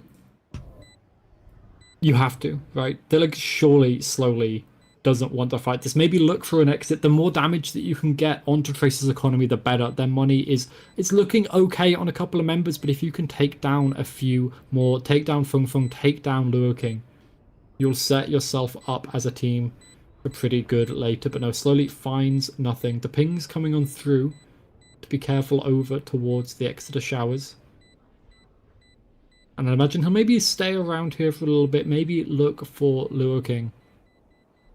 Yeah, potentially. Oh, and here's the footsteps. The adjust is impeccable. No further pressure to be had. It's only Feng Feng elsewhere on the map, and not really worth risking the hunt at that point. Economy's still in a bit of an uncomfortable situation. They're still finding their footing and establishing some more in-depth and serious conversations to be had going on here as starts to get a little bit closer here, but honestly, the multi-kills were beautiful. Yeah, like, I'll be honest, this round, before Lure King came online, was purely in TYL's hands. The way that they shut down the push again, you know, the push, fine. You can have that little space over towards the front of A, but we keep control of backside, we keep control of Showers, said TYL. It was beautiful to start with, and oh, a nice shot. Slowly goes down to 5 HP. Now Yo-Yo forced off the line by the Deadlock ult. It misses, it finds nothing else, but Trace still taking that space. Yeah, that's the best case scenario. Yo-Yo going down there leaves everything so much weaker, and unfortunately still does just go down. So all for naught, dodging the ult, but the back off is going to be quiet. They might try and look at a multi-dimensional approach to retaking this because they know that the likelihood of keeping hold of this site right now is low. It's all just back sight. And here it is, the wall goes over. Unfortunately, it's going to cause a couple of problems. They're all going to be just funneled through elbow. And they're ready for that. They're waiting. Spike's going down, and they've got the bodyguards taking the space, being proactive. And look at that, they see the op. The net goes out. And unfortunately, Scales manages to find both amidst all of this. Lua King's got one, but it doesn't even matter. Yes, the Spike's gone down, but suddenly there's no one left to defend it. They're all just going to pressure, and Scales with yet another. It is magnificent. You can see the stand-up. You can see the playing to the crowd, as you should be. 4K after 4K after 4K. No ace so far yet today, but TYL are looking so on fire. Every individual showing up at every stage. Scales doesn't care about the net. I'll stay crouched, I'll still win these fights. I don't need to move. And Lua King, that last person over towards site, surrounded on every side. Sat down and then told to sit down once again. Going into round 8 now. Trace. They need to find a way back in, and Feng Feng the showstopper, it absolutely could be it. Showers, it's going to be a Showers pop. This is the first time we've seen this from Trace today. Yeah, it could be. And Ninebody just, you know, the hairs on the back of the neck standing on end. Get out of there quickly, and absolutely worth it. Now they're hearing a barrage of noise. They hear the boom bot, they hear the spray, and they know it's best maybe to fall back, play this angle a little bit differently. And that they do, and now it's forced a little bit of a rotate from Trace. Yeah, they're now looking over towards the B side of the map. They think maybe we pulled some pressure over. Hookah is completely open, but you've got that deadly duo of Scales and Yo-Yo watching this line. They hear the Prowler. The rotate TP is there as well from Slowly, so he can join the fight in a matter of seconds. Yep. And there is, the smoke comes on out, and that's going to cause a lot of problems here because suddenly you've got a dangerous jump ahead of you, or you've just got to sit and wait this timer down, and then suddenly not a whole lot of time left. But it does mean that they've been funneled back over towards this A site, but TYL, they have not been dissuaded. They have not had their nerves of steel shaken. They have just held on to all three players here, and slowly, with a crazy opener, gets the first hit as well. Sword hops on out, finds another, manages to dodge a couple of the bullets, does go down, but the trade is instant. Martin desperately clawing onto this round, but unfortunately, all of the smokes cannot help him here. No, and Martin, overall a good performer, but the Deadlock's been looking a little bit weak. Seized up, the peak are going to be swinging on through as soon as Scales is there. Yeah, maybe you can slip into lamps, but there's only so many places you can hide, and Slowly is holding for this. They're immediately going to hop on that defuse, holding for it. It's clean, it's clinical. You don't even need to worry about a shot like that being missed. And the defuse comes on through, and the run continues. And at this point, I am becoming more and more and more impressed with TYL. On an individual level, their players are popping off, but the team, you can see that the way they're fighting, Sword9 being traded immediately by Ninebody, everyone working together there to cover every angle where Martin could be in that post plant. It's looking clean and clinical, like you said. They are dissecting the map into quarters, shutting down anyone in Trace in each quarter, and then moving on to the next. And now Trace shoved down to Nico. They still have Feng Feng showstopper. Hookah, their first stop. Hung, drawn, and quartered as half of the team vanishes in the split second, and Ninebody still wants more. There's blood in the water, and Ninebodies is zooming across the map. The only good thing we can say, the only saving grace here, is that Kai, location unknown, but what does it even matter? Hey, if Kai gets this ace, then this might be one of the craziest aces we would have ever seen. But I don't think there's much chance. Sword9 watching this angle with the Phantom can go for the run and gun if he feels like he needs to as well. Yeah, this is a difficult one because you either have to sit and wait the smoke out or you hold it, and Sword is sat either way. And even if you take down Sword, there's nothing on the other side but death. And whoa, what a round. And it's the fact that that was an eco from Trace. And TYL were like, you know what? Against the eco, we don't care. We are going to run it down into you. We are going to crunch you into market and send 9body sliding towards you like an avalanche of death. And TYL are just repeatedly being proactive at unexpected moments on a macro level, and now they've switched everything up. They've got 4 people over towards B. Yes, the Euro TP there for the rotation if they feel like they need it, but B long is now theirs. B long indeed, and slowly the covering fire from afar.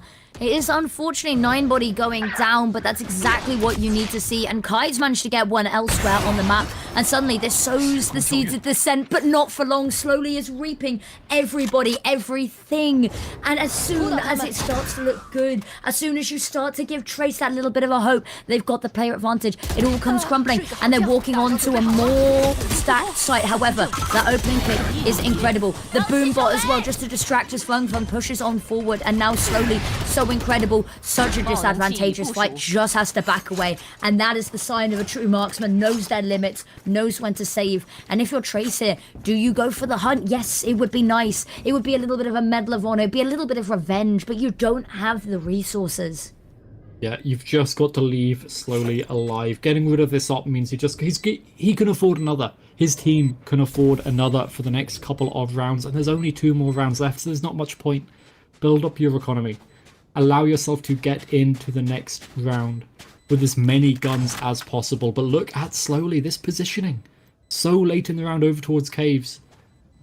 Trace, they're going to be smart. They're going to just wait around Fountain. Not give over anything. And this is the round that they needed. The 3rd round on the board in round 10. 2 more. If they can get this to 5, this would be such an incredible feat for them to do. It's going to be tricky. TYL, they looked good at the beginning of this round, but then they slowly sacrificed too many members and slowly TPing over towards A. It gave up B.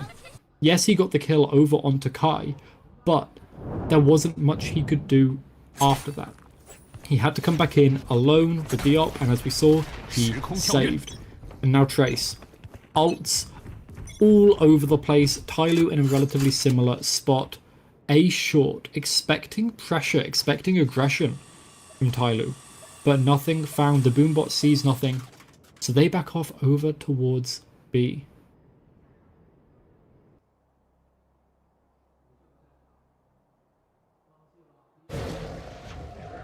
And they're being nice and slow. They're taking their time over towards hookah, clearing it nice and carefully. But slowly, 9body backs off. Yeah. As now, Yo-Yo is going to be under pressure.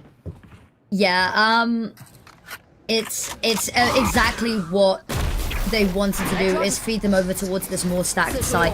And there it is. The horns are immediately distorted, and there they are. There's the showstopper, jumps on out. Oh, it's directly down. It's on top of the dome, and the burst out is amazing. They clear out. They wipe out the defenses.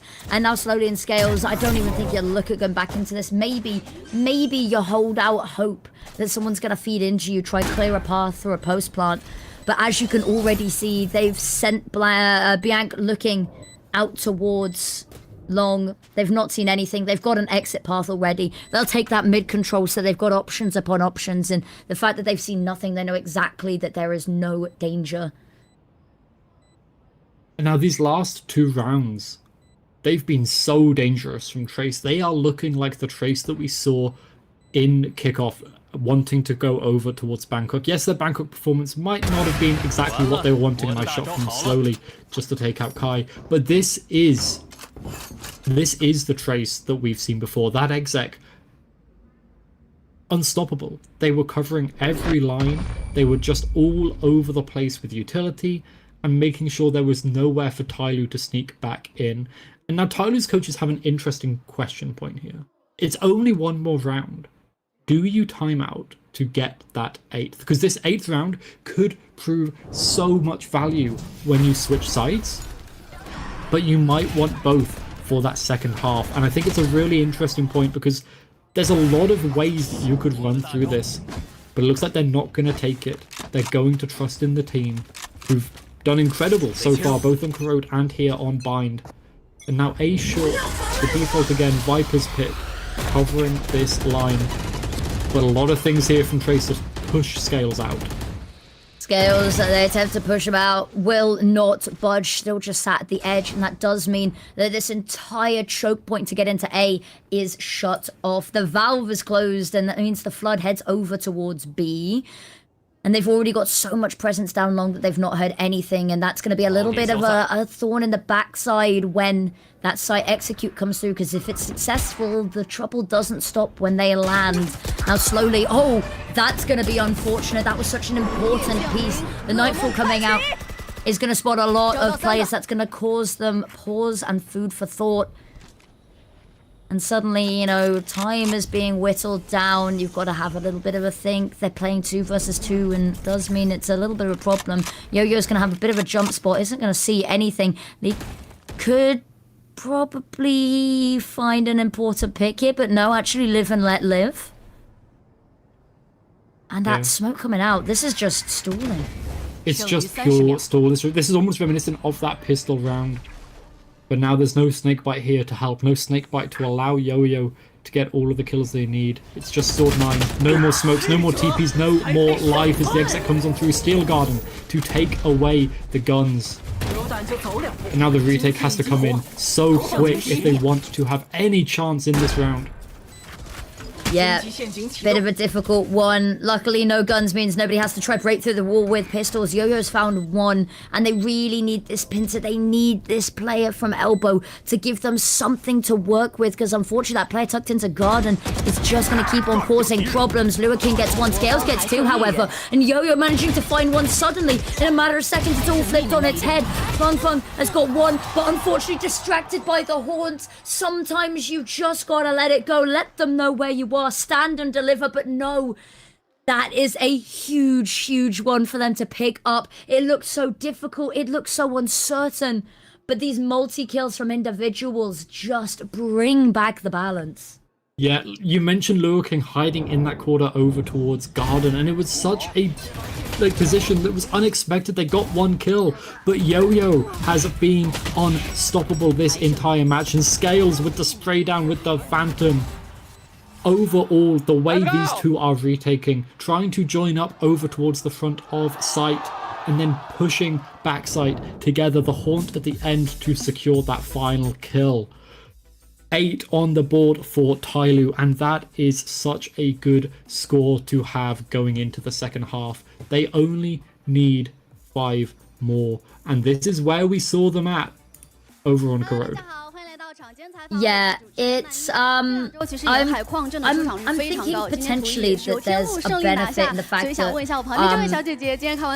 comp that we saw from Trace definitely looks like it will be more beneficial on the defense side, and the heavily attack-sided comp is going to work less well on defense. But I've been proven wrong. I've been burnt by that statement many a time, and the best defense is a good offense might come back into play. Yeah. It is going to be so tricky. And what the interviewer is asking here is, what do you think after watching Corrode today? And this was your first cast here for Corrode. Yes. What are your thoughts on Corrode? I like it when it's being played in a structured way. I'm maybe not so fond on the fact that you can die within the first second of a round.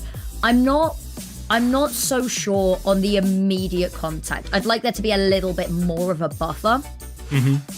But I quite like how the overall map plays and feels. Yeah. What about you? I love it. I think it is one of my favorite maps in the game at the moment. I think as soon as they fix the issues with, you know, the paper thin walls, it will be much better. It will be maybe not perfect, but it will be right up there. I think that's my only real gripe with it. But now we're moving in to the difficult part for TYL. Double duelist. They should be good on this attack side, and we've seen when Ninebody has that aggression, when he is able to be let off the leash, he's great. But now he's walking into a deadlock and a Vice. And that's going to be so tricky to do as Kai gets pushed back towards site. Walls, slows, and the Deadlock utility on B as well. This site is on lockdown. But TYL, they're going to try and poke in. Yeah, gonna have a little bit of poke and a prod, and there's the fake of the orb, and actually a very stark back away to try catch anybody punishing. Kills go openings both ways. Bianc with one, slowly with another, and that is always gonna favor the side of the attack. Martin, very proactive and hookah. We didn't see as much of this on the side of TYL's defense, but here it is called into question. Slowly gets 1-9 body with another. Suddenly there's nobody really left in the field to continue this defense. Spike goes down early. They've not got much space beyond the site, so Bianc slowly but surely picking off the players behind the site is going to start to cause some worries, but the crossfire here is difficult. The moment you peek for one, you get peeked from 9 body. There's no way really to isolate this, then they're not going to let it happen. It's Sword with the frenzy, and another way to continue rolling through this map. Yeah, no, an absolutely brilliant way of slowly picking apart the Sentinels. Yes, double Sentinel over towards B, that's where they exec. But the Sentinels were playing a little bit beyond their utility. The utility was shut down, and it just allowed TYL to come in and dominate in those gunfights. They were just ignoring the Sentinel utility in such a good way. And now TYL, they're going for slowly's signature buy of the Marshal. I think it's such a fun pick because it's still a one-tap. But they're peeking into Sword 9, and Feng Feng somehow takes down the Omen. Lovely opening pick, but the issue is going to be that's not exactly a weapon you can recover, and whilst it's good, it's a difficult one to find a little bit more off of. And there it is. Does actually manage to pick it up eventually. Orb gets collected, and already suddenly a lot of these ults getting scarily close to being online. Halfway done. Slowly smoked off. Maybe a Mercy clone to go out, but no one is taking the bait. Kai with the peek into the smoke is beautiful. The stun, it does get them, but Kai is there yet again with the Marshal. And now the site, it's being flooded, it's being swarmed. But it's only Scales here. 2 beautiful headshots. A third on the way as well. And now they've got the backside. It's only Scales, but it only needs to be Scales. And yes, damage, so much done. But they've managed to slip the net completely as they head over towards B. And the likelihood is they'll get the ability to plant backside. Maybe Martin can kick up a bit of a fuss. He does have the net online. Does have the net online, but the issue is that low player is already tucked in, is not going to be giving them the fight. Knows exactly where one of them is, but no idea about Scales. Now Bianc really needs to be the opening difference, but Yo-Yo's got another one, and unfortunately caught with gun out, not even scoped in, and a round stolen away off the back of consecutive ghost headshot after headshot. Yeah, I mean, that was some work from Scales. Somehow creeping up towards back of sight, unexpected around triple, and just kept hitting the shots. Feng Feng peeking a little bit too late, and they're just not able to get that trade in the moment they could have. And then as soon as you had that gun advantage and the spike down, TYL were feeling maybe not fully secure, but much more secure. And now they've bought up this round. The money's not looking great for the side of TYL, but Trace, they have everything. The full armory, a couple of light shields online, yes.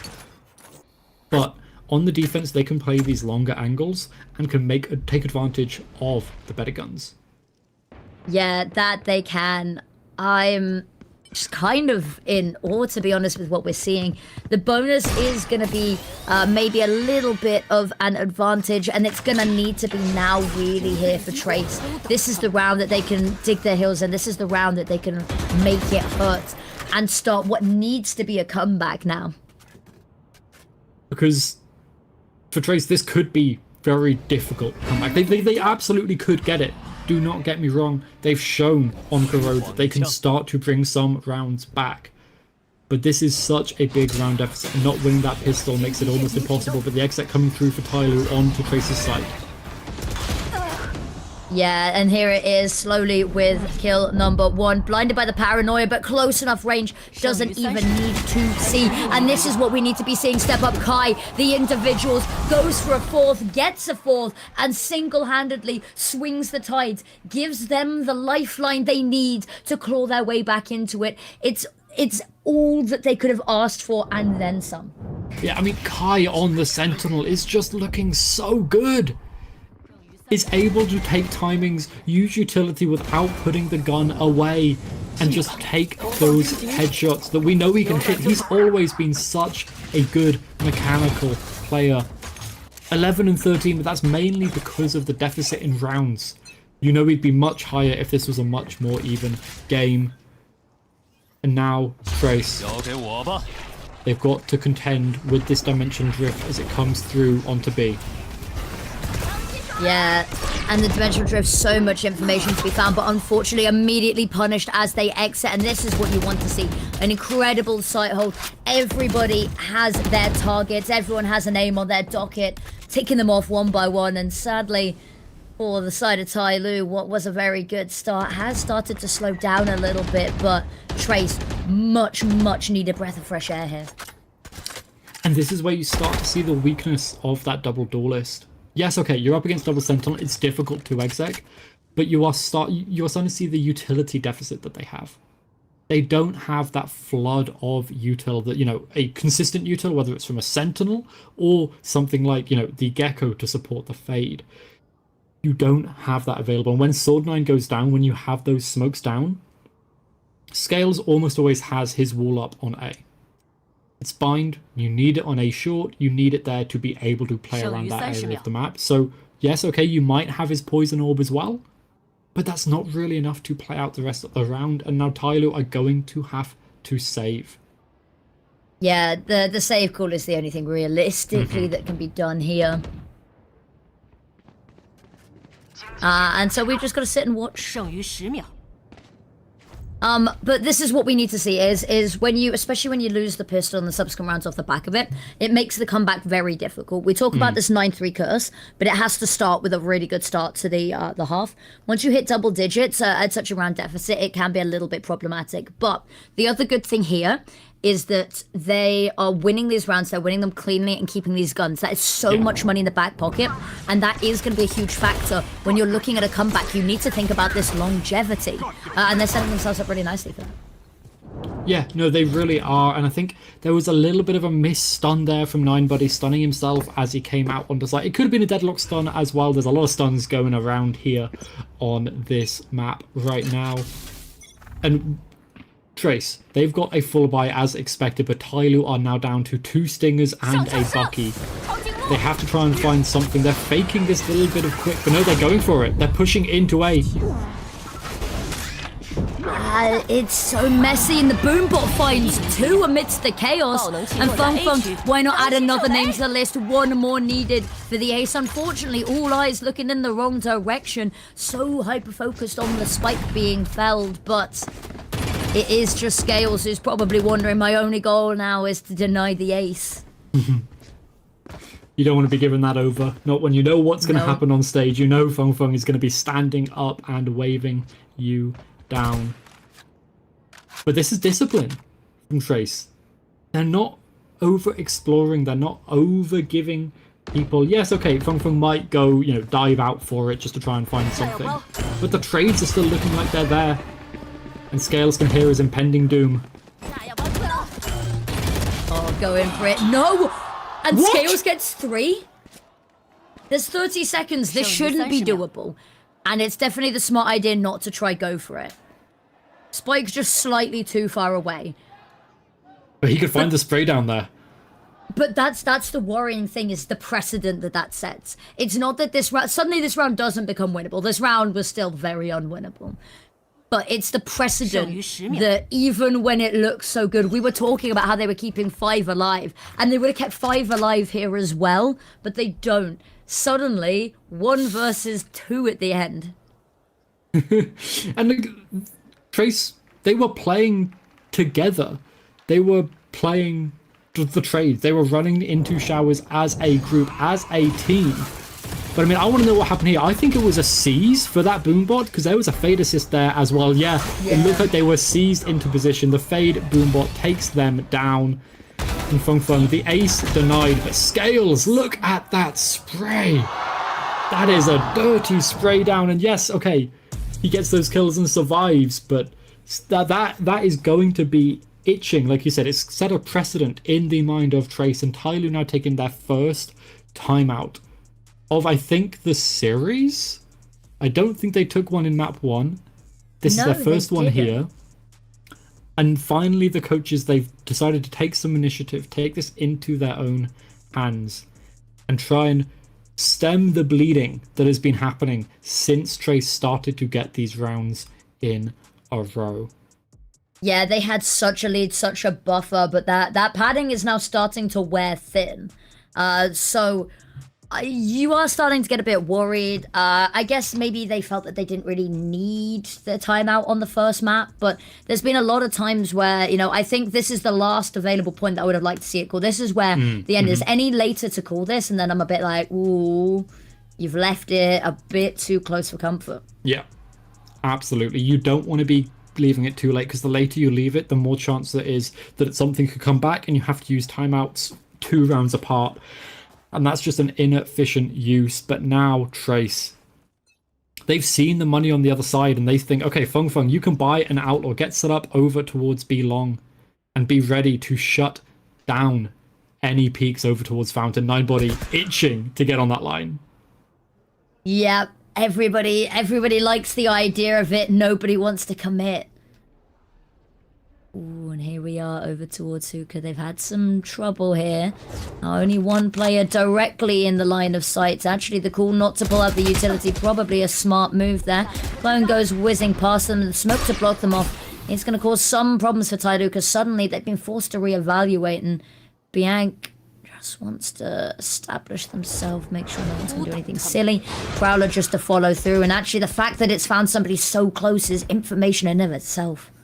It's great information. It means that this is still probably a B hit, but we need to be careful. The wall from Martin. Great timing, because this is now going to stay up for the next 30 seconds or so. And yeah, Trace or TYL have no choice but to break it. They have to break it. So now B long control slowly takes the TP. And now this is absolutely going to be a B exec unless they take the TP. The outlaw misses though. It does. They nade immediately to follow, just to try keep hold of this space. There's battles raging on the other side, and suddenly chaos erupts. Feng's managed to find one, so has Lure King, and they know that they've pretty much stopped anything funny going on here. Yes, Spike is in hand, but they're not going to be able to get to the TP. They're not going to be able to get to the other site. There's no way that they can feasibly plant now, and it all crumbles. It all falls apart at the seams. And another save. 3 players now saving on the side of TYL as Trace make their way up to 8. The timeout not giving the reward, not giving the fruit that they were hoping it would.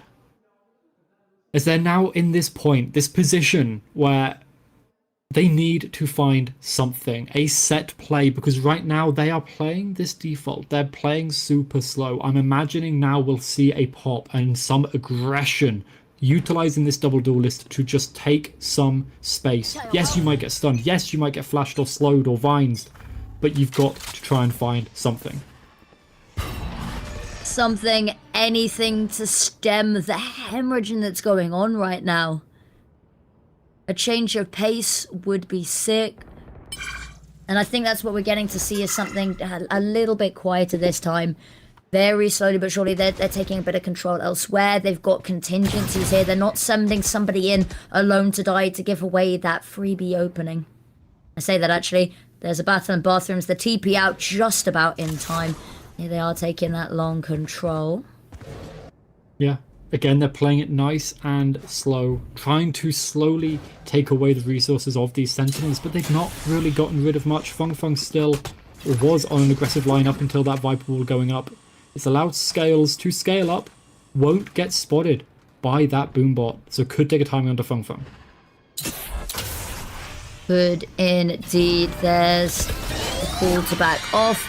And these site pops, they've been aggressive. Can they hold on tight though? Martin all just about missing.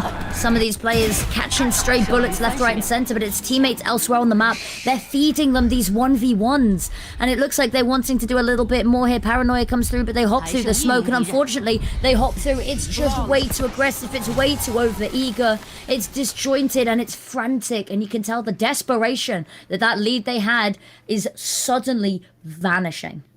Yeah, their execs, their pops, they are nowhere near as coordinated as Trace's were on their attacking side. It's almost, honestly nowhere near as coordinated as it was on Corrode. Obviously, this map pick is from the side of Trace. This might not have been where TYL wanted to go, but they are looking almost lost when they're execing.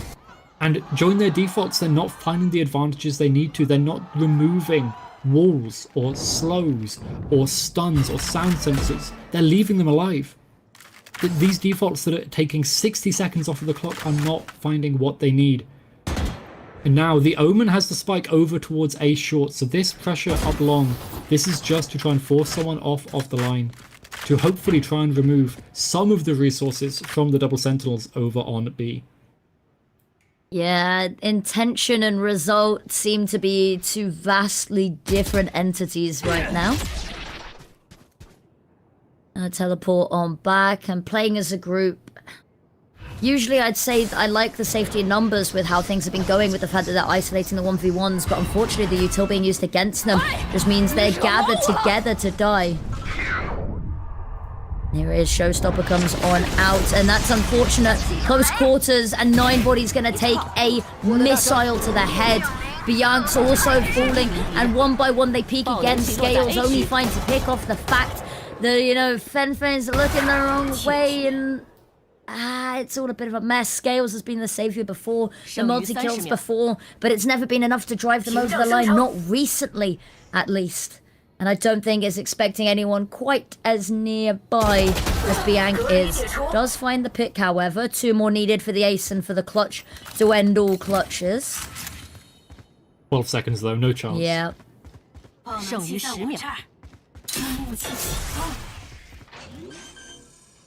Goes for the top of the spike. It's something, looking for the pick but can't get the spike down. A 4K from Scales, as Martin chooses not to engage, not to take that fight, and now we are tied up between these teams, and that should not be happening. TYL have let this slip as Trace have been looking so dominant. The double sentinel has been great, yes, but also the way they are fighting, the way they are ready for the dry peaks that TYL are taking, and they have to take some dry peaks. They're playing double duelist. They are just winning those fights. They're so aware. Yes, okay, Scales, someone on TYL might get multi-kills like that. But as a team, Trace are winning out the important fights.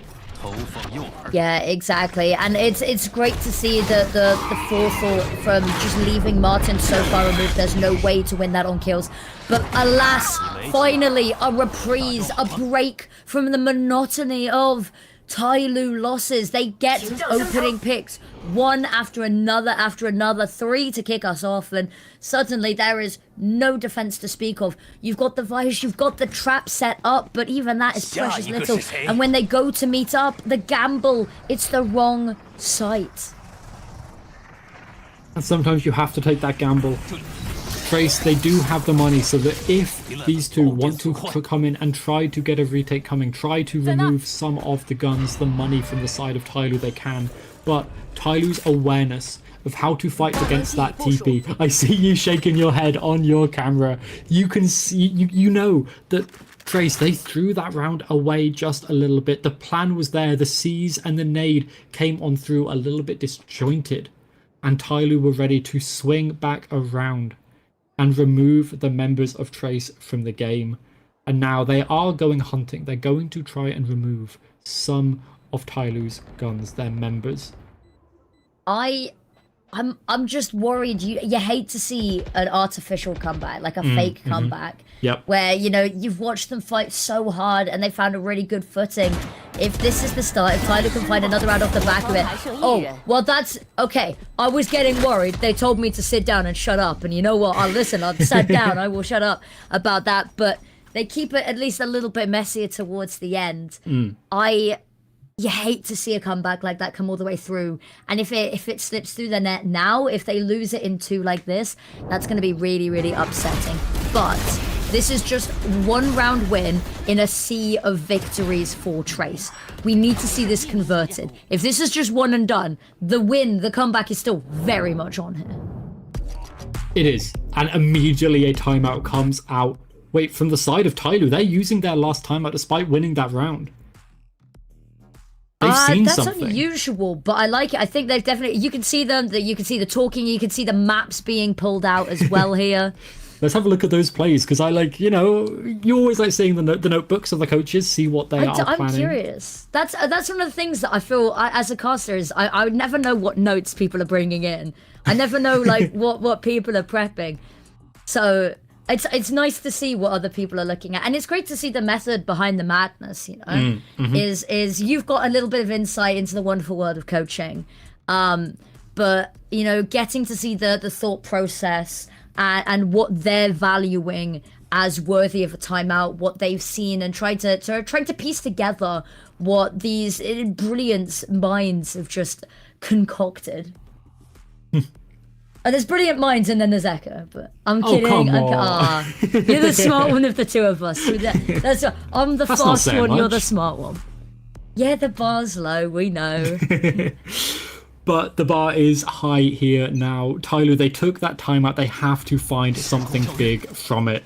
You can't expend that final resource, the final time to talk to your coaches and not win the round off the back.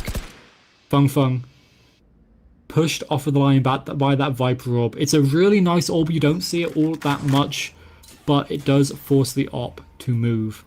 And now Feng taking over Sands, and there's no one from Tyloo there. They are all posturing over towards the A site. That they are, but that's all information that's going to be found. The difficulty here is that you don't have much proactive long control. You don't know what's going on here, so you're very much, you know, it looks like you've got lines of sight that are long, but you've realistically not got much. But unfortunately, wrong side of the world for the battle. All 9, but he just runs into the wall, and unfortunately no more space to dodge the bullets of Bianc there. Yo-Yo next up to the chopping block. Oh, the paranoia is amazing. Can't quite get the nightfall off, and now Saw's left in a sticky situation, but the guns, the bullets, they ring true. And our fight on the other side of the site leaves just Martin. And Martin's not been performing like we'd expect from a player of his caliber. 5 and 13, he wasn't so good on Lotus against JDG before as well. And the Viper's Pit to confirm this round. The final nail in the coffin, his sword takes him out. Finally, Tyloo are up to map and series point, but there's still a chance for Trace. They still have the money behind them. They still should have some ultimates online. Yes, they used the Steel Garden there to pretty much no avail, but they should still have more building up. But that paranoia, you mentioned it, it was perfection. The swing coming off of the back of it as well, 2 people swinging into those 2. It was like, there's just no mistakes. And now Trace, do they use their own timeout to flip it back? No, they go into this and they trust that they can find stuff themselves. Trace have no ults online, and immediately Little King's taken out. It's so pacey. I was about to say where there's a will, there's a wave, but the will slowly being crushed out of them. The boombot explodes, but it's not going to find anybody. Slowly finds another. There is a trade on his teammate elsewhere, but they've still got the sight. They've still got the spike down, and they've still got the player advantage. The stars are starting to align, and you can see it crumbling. Scales what gets 1. 9buddy and Martin. We said it's been a slow game. Needs to be the hero here, but such a monumental Herculean task ahead. Where do you even go? Where do you even look? Swung by 2. Lucky to find 1, but that's the victory. A Tyloo upset. And what an upset it was. We were expecting maybe if there was to be an upset from the underdogs of TYL, it to be a 2-1. It should have gone all the way to the third map, but no, Trace, they just fall short on Bind and on Corrode. Corrode maybe expected TYL, they pick that map, they come out on top, but Trace, Bind should be their map, and historically it has been so good for them. But they just can't find it, they can't find enough, and Trace, they come out. And on the side of Project Horizon, only 2 people predicted for them. Affinity, you were taking that middle ground. I did take the middle ground, but I feel like I've got no claim to a victory here. You don't have claim to a victory, but only 2 people, Ancient Angel and Catch Me Outside, do. I feel like I need to figure out how to actually put my predictions in for next time. And then I'm just going to vote for the underdog every single time now. I mean, at the end of the day, a broken clock is still right twice a day. So be careful. But TYL, they are not broken. They are on top of the world. And this is a long road for them because their stage 1 was not as good as it could have been. Not as clean as it could have been. But they've still got that chance to make it to playoffs, to try and make it to champs. Because this was an outstanding showing from them that they can shut down that comeback. Yep, exactly. Just incredible stuff. They're now 1-1 in the overall highlights and scoreboard here, which is exciting to see. You know, you lose your first match. It's never really a good feeling. This is an amazing way to get back into it and to take down a team like Trace. You're going to be turning some heads. Yeah, exactly. They all eyes are going to be on TYL at this point. And I mean, Scales for me has got to be the biggest call out. The timings onto sites, the ghost kills that they were getting randomly. Yes, Slowly was there with the flashy op shots. Yes, Yo-Yo with multiple multi-kills across the map. But Scales was consistent, was always there to shut down anyone who tried to creep up towards the rest of the team. I love this map. And yeah, this is the ghost kills from Scales that were just so clean. Just, it allowed them to win this round 2. And if they'd lost this round 2, this might have just been a Trace runaway. Yeah, it could well have gone a third map there, and third map that gets even more dicey. But you know, they let the superficial comeback begin. They do not let it end though, and that's what you like to see. It's the ability to have that tenacity, that resilience to keep the game going even when it's been a really long slog of a half. Yeah, but I think we've also got to talk about Trace a little bit because they were also so good. People like Kai, who, you know, Kai has had incredible performances before. 拿黑屋，拿黑屋，拿黑屋。跟不上，跟不上。练掉了，练掉了。对了，黑屋费德。看到，看到，看到。我摸了，给墙了 ，B 点。黑屋费德，黑屋费德。我听我。干嘛？别我侧边。B 吗？给墙了 ，B 点，B 档。啊，抛两个，抛两还有，没。死了，我这有狙。别，上，我干嘛？我一个，我丢了。包在哪？在 B 的吗？是不是 ？B 对，丢过他。D，别，有闪被放出来。别，往我多。他在黑屋。我看你这边，放了架。那哎，哦 ，do you know what is spray transfer？ And as we come out of that penultimate round, listening to the comms, we see Slowly ekes out the MVP on top of anyone else. Let's take a quick look at that because 2.7 KDA, 7 first kills. Again, this is the same as it was on Corrode. This man is so consistent and so good at his role. Exactly, that's all you could ask for. We talked about how impactful the opening kills were in the first series, and to see it continue is wild. The fact that you have a 2.7 KDA is, quite frankly, unhinged. Yeah, and you can see everyone else up on this side of TYL as well. I'm going to call out Scales again. Yes, a couple of kills behind Slowly, but I think every single one of those kills was impact. It was a round 1, and that's what drew TYL over this line. On the side of Trace, though, Kai, It's such a shame we didn't get to see more of Kai, because he looked so good across both of these maps, and we know that the third map would have been good for him too. Exactly, it would have been incredible. And once again, the stats seem very, very similar here. Is looking at sort of the post-plant situations going on. A clean sweep, it's immaculate, it's what you love to see. And it's the fact that in every single category, and they seem to have just been doing better. Even if some of the stats feel maybe a little bit misleading here, it does feel that when you watch the game, outside of just looking at numbers on a paper, it felt that TYL were just coming up with all of the answers every time.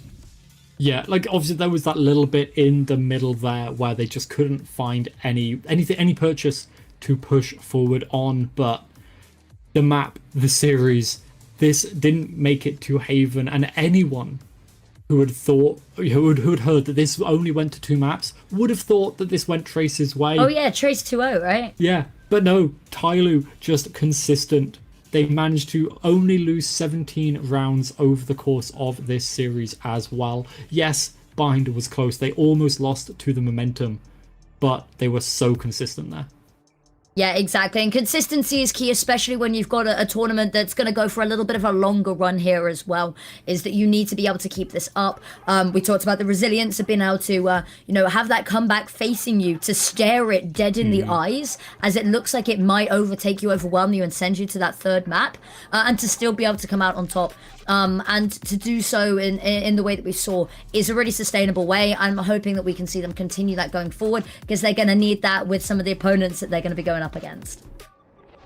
No, they absolutely are, but that was a banger of a series. We will be bringing you the interview in any moment now. We're just getting that all set up for you. Let's go to it. 身边的是来自天路的 Slowly 选手，先跟大家打个招呼吧。Hello， 大家好，我是来自天路的 Slowly。恭喜你们，今天你们真的发挥的非常非常漂亮。在图一的沿海矿镇，你们带给了我们非常多的惊喜。看到你们将这张图作为你们的首选图 You guys brought a lot of surprise to us on Road. 火力压制方面都有备而来。那你自己觉得队伍今天的这张图的发挥？ And then you guys really prepared for the map very well. 发挥的比较满意的。我觉得大家其实 Where do you think you guys like did a lot of preparation for? 思路上面都没有那种很严重的问题，而且我觉得大家整体今天都很耐心去把我们。And they said we didn't really make too many problems in both our gunplay and their strats. 你们值得这场胜利。今天每个人的发挥都非常平均，非常好。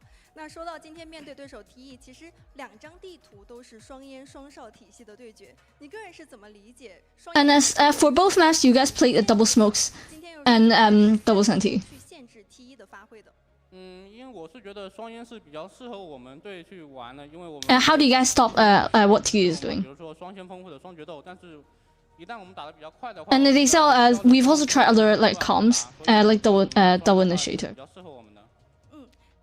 And they said their kind of thought process during those like practices were a bit scattered.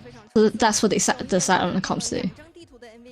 并且看到你的闪光道具、你的枪法，甚至是利用民居帮助队伍去拿到人。And then they're talking about slowly see your flashes. 那最近在决斗位，你的发挥越来越好，越来越稳定，你是怎么去调整的呢？因为在 And how did you adjust to become the duelist player again? 麻药还没过吧，然后到第2场的时候，应该是差不多恢复过来了。因为在之前训练赛的时候，其实我的发挥也不是很差。And he said they were still adjusting like at the last match. 调整的真的非常非常快。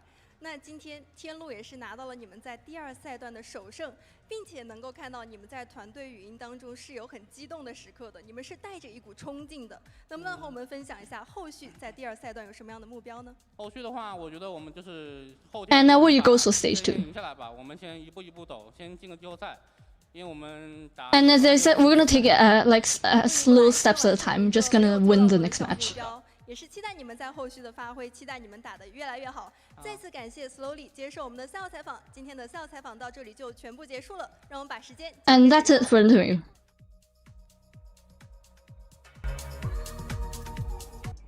Exciting stuff there, yeah.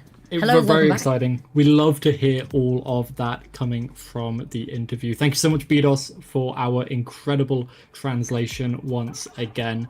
We couldn't do this without you, because missing out on these interviews, we'd miss out on so much of the story. So thank you, Bidos, for bringing that forward. So much of the story, so much of the context as well that helps not only build the narratives, but helps us build an understanding of what's going on for the teams behind the scenes a little bit. We get to see the thought process, the logic going on here, you know, taking that every step at a time. This isn't we've got a long-term goal. This is in the moment. We take every game as it comes. And you can see that reflected a little bit in how they're playing. So that's really exciting to see. And it's been amazing to have, you know, on-the-fly translations going on for, you know, bits and pieces on graphics as well.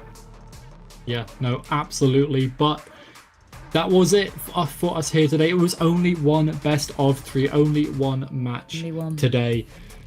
Because, you know, we've got to keep... Honestly, we need to rest. Our producer needs to rest. I'm sure Bidos does as well. I'm sure the players do, as they've all been working super hard last week and starting this week today. Tomorrow is going to be another incredible match as well. FPX, who looked beautiful, incredible, perfect almost last week, going up against Nova, who've not had the best start to their year and looking to kind of try and show that they can come back. They were very close to beating Dragon Ranger Gaming last week, so FPX may be a little bit of a tougher opponent, but we've seen upsets already, so who knows. Stranger things have happened indeed, but you're right, we are going to say goodbye for the evening.